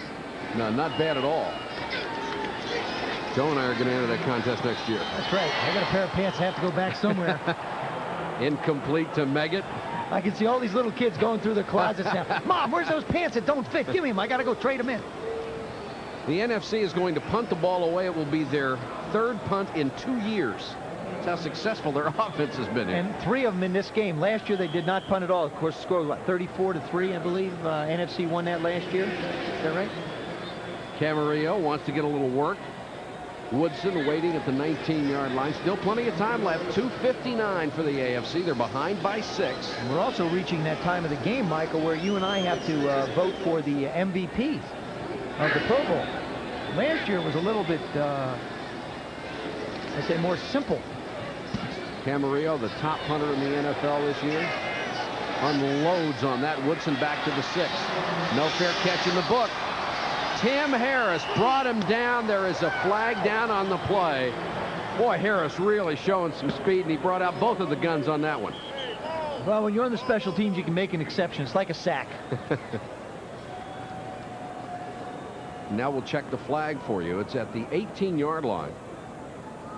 And it's one of those illegal blocks in the back. So the AFC will start deep in its own territory. SportsCenter follows our telecast from Honolulu. In the 1990 Pro Bowl, 246. Illegal block. Number 22 on the receiving team, on the run back. First down. Dave Craig will be the AFC quarterback when we come back. 2:46 to go in the game. 27-21 NFC.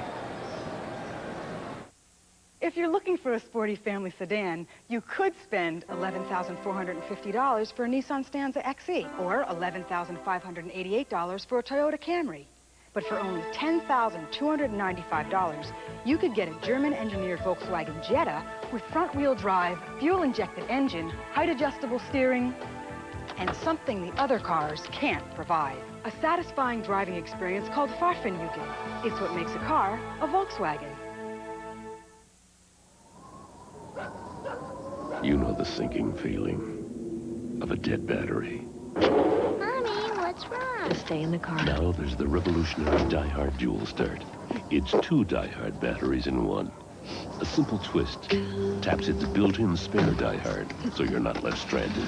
Mom, you fixed it. It's cutting-edge technology, and it's Die-Hard. Die-Hard Dual Start. More power when you need it most.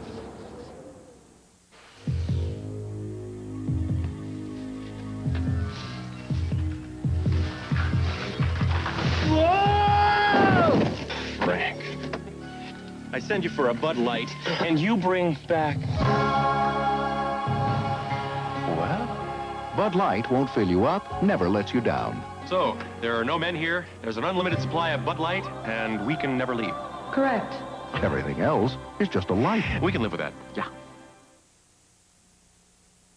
SportsCenter after the Pro Bowl, the 76ers continuing their rampage through the NBA. Our Sunday evening conversation is with Charles Barkley, and a bizarre day for Nolan Richardson and number 3 Arkansas. I'm Bob Lee, Bill Patrick and I, right after the game. Now back to Honolulu. Mike? Thank you, Bobby. We'll be standing by for your report on SportsCenter. We have 2:46 to go here in the Pro Bowl, 27-21. Dave Craig will have to start from his own 9-yard line. Craig does not get the kind of national publicity that his statistics would say he deserves playing out of Seattle, throwing more touchdown passes in the last 7 years than anybody except Dan Marino. It's just a marvelous career in Seattle. And when David is hot, there isn't a better quarterback in the game, and he's been hot in this game. Keeping on the ground, rather a strange call to Dickerson with 2:39 left. They've had a lot of balance with Dickerson running the ball and then David Craig picking out somebody to throw it to. Obviously, they're going to have to use all 4 downs. You can't punt the ball away at this stage and expect your defense to hold off if you want to win it. Of course, they're only losing by 6, 27-21. What a defensive line in there. Harris, White, Ball, and Dolman. Gee. You'd hate to make a living against that every day. 2nd and 8. Dolman jumped. Craig may have a free play now. Dolman after him.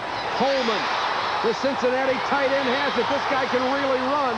And Joey Browner got a hand on him and pushed him out of bounds. We'll check the flag. It's a gain of 33. It looked like the NFC was offside.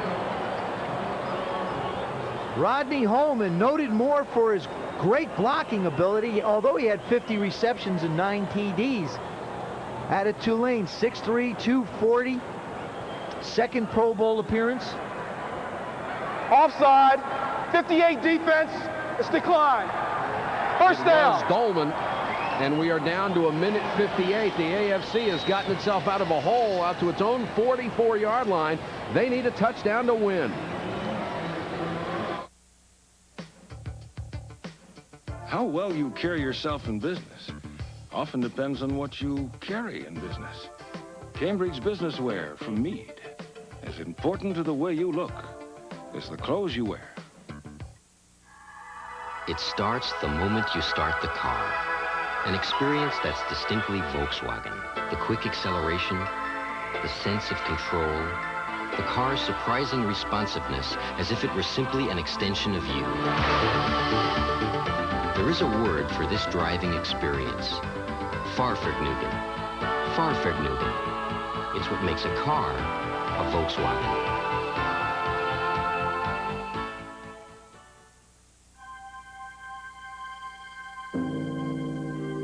From the Far East to Europe.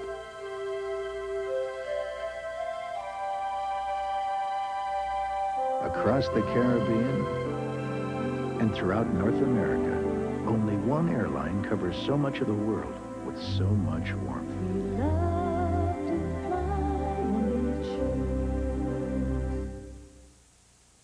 When you're choosing your business wardrobe, selecting everything down to the last detail, don't forget the last detail. Cambridge Business Wear from Meade. As important to the way you look as the clothes you wear. Dave Craig, 11 out of 14, 98 yards and a touchdown, and he's got his team out to its own 44. And here's the play. It's to Rodney Holman. He scrambles around, does a good job of buying time. Now, Holman had 2 receptions this year for over 60 yards, so the man can run. 1:58 left to go in the game. NFC 27, AFC 21. Millard back in on the defensive line.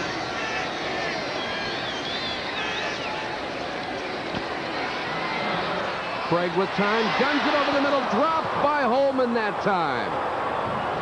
May have seen Browner coming out of the corner of his eye. Good throw by Craig. Excellent throw, right in the seam. They spread him out. Normally you do that with 4 wide receivers. I know in Seattle they use their 4 wideouts, but here you can't use 4.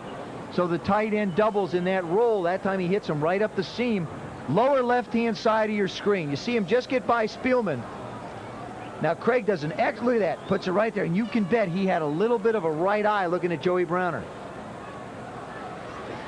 2nd and 10, 1:52 to go.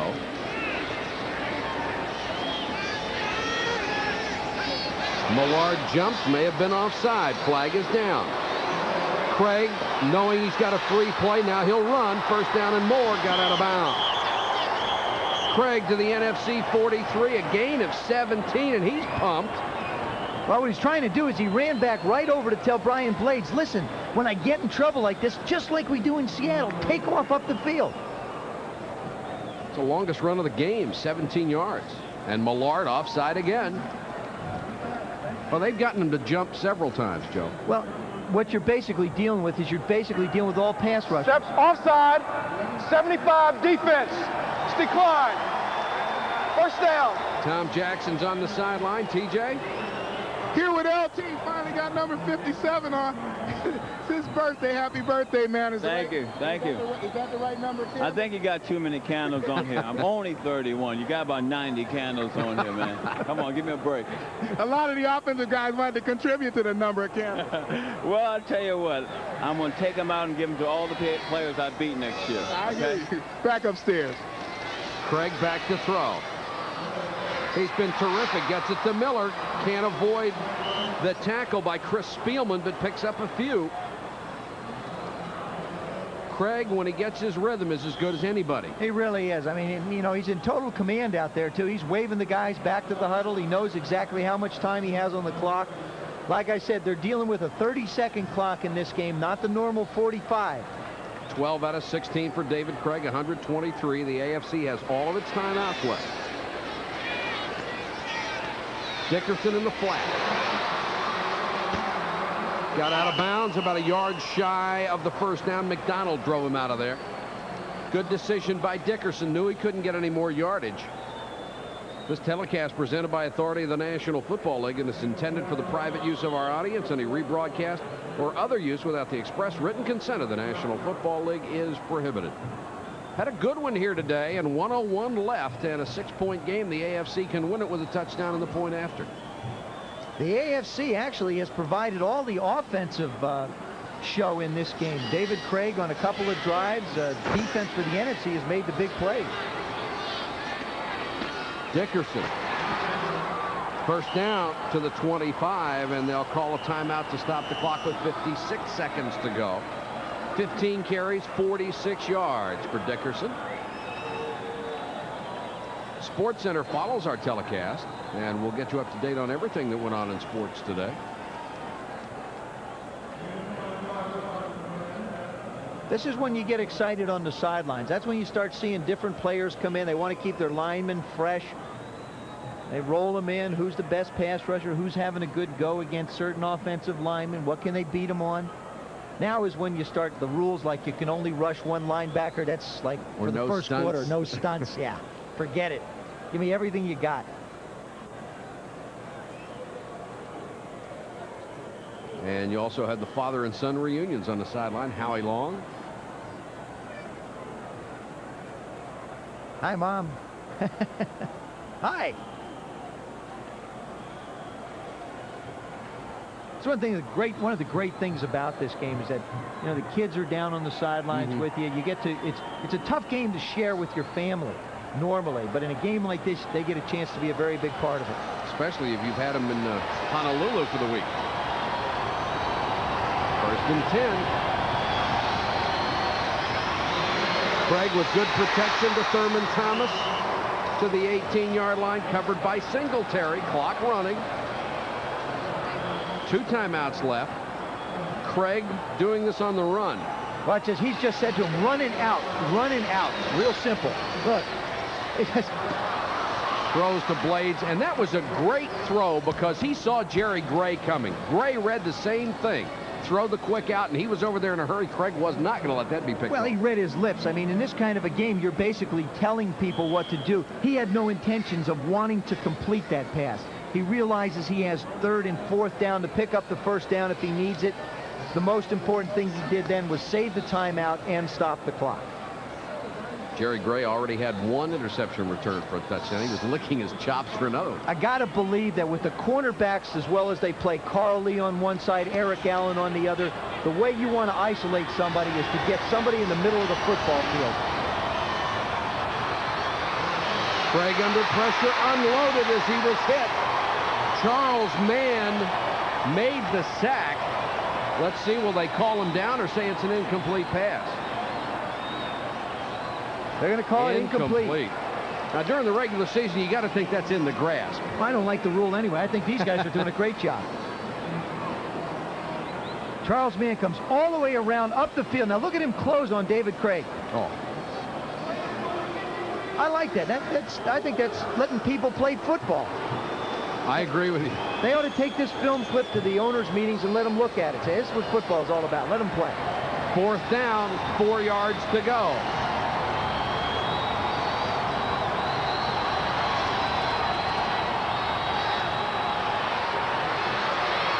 Craig throws, complete, first down to Thurman Thomas. What a catch. And what a play by Craig.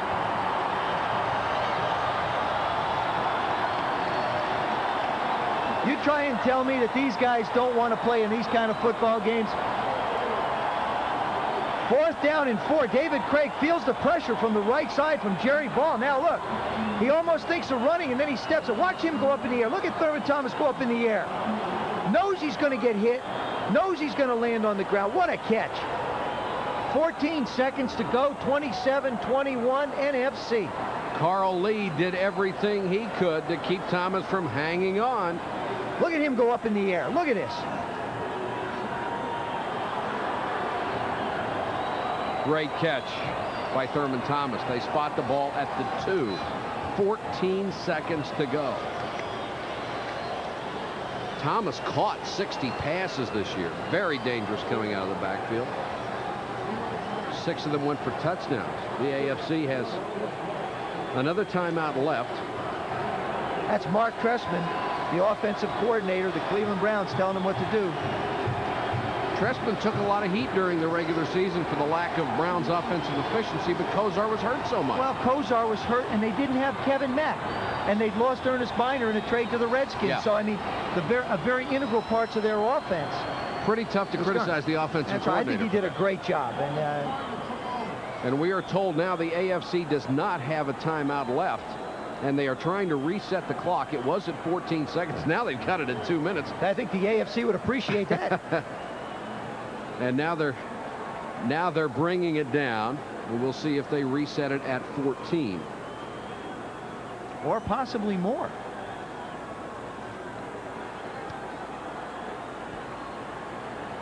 And 60. The wheel stops at 60.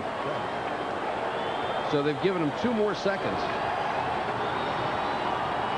And without a timeout, they've got to get the ball in the end zone. They may not get another playoff. You have to throw it here, Joe? I think you have to throw it. You can't afford to run it because you may not get the playoff. Fake to Dickerson. Craig throws it over Holman. And Jerry Gray came over to leave his calling card at the end of the play. Yeah, they're serious. I mean, you know, you're talking 9 seconds for $5 grand. That's right. Quick as 5, you're either going to pick up or you're going to lose. And Craig telling Dickerson, I wish you'd have gone that way. Watch this, lower left part of your screen. Holman goes up, Jerry Gray says, no, you can't. You can't even catch it. Rodney may file that one away in the memory bank. Oh, yeah. Well, you got everybody coaching everybody out there now. Jerry Gray running around, David Craig giving orders. 9 seconds to go, no timeout. If you throw, you got time for 2 plays. Craig has a man open. Touchdown, Blades! There is a flag down. Hold on. Brian Blades from his teammate David Craig will check the flag. But it's going to be against the AFC.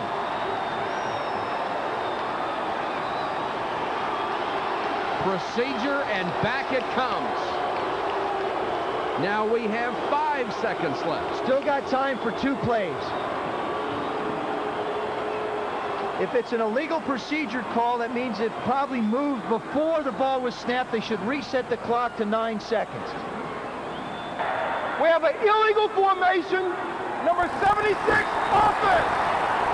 Number 76 was playing an ineligible position after reporting eligible. Second down. That's Chris Hinton, the tackle. He reported eligible and then moved back inside. So he became ineligible, which said he said the wrong thing, which meant that the play was okay because he's lined up. See, left side of your screen. See him on the tackle position, left side. Number 92, Reggie White, is right in front of him. Now, what had happened is he came into the game to play tight end or be an eligible receiver, and he did line up at the tackle. 5 seconds left. They will not reset the clock on that violation.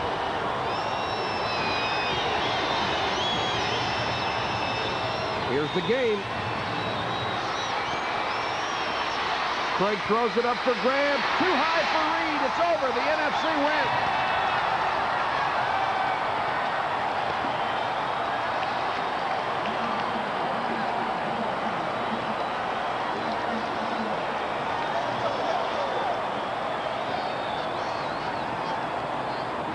Heck of a finish for the Pro Bowl. 27-21 NFC, and a very disappointed Dave Craig, who played brilliantly while he was in there. 1 play short. One little bit of movement stopped him from getting the touchdown. John Robinson, the winning coach, coming off a wonderful year with the Los Angeles Rams. Game played very well, Joe, especially on defense. It really was, and that's really where you see it in this game, I think, Mike. The offense is at a disadvantage because they have to put in a little bit more intricate plays. This is a game where you let the athletes play, and defensively, they go out and play a little bit more freelance. They have an opportunity to move around a little bit more with a little more freedom. But other than that, I thought it was a well-played football game all the way around. We got a chance to see the finest athletes that play professional football in this one. Sensational performance. The final score is the NFC 21. And NFC, 27, the AFC 21. For Joe Theismann, this is Mike Patrick saying so long from Aloha Stadium in Honolulu, Hawaii. Up next, Sports Center. Let's go from Honolulu to Bristol, Connecticut to Bob Lee and Bill Patrick.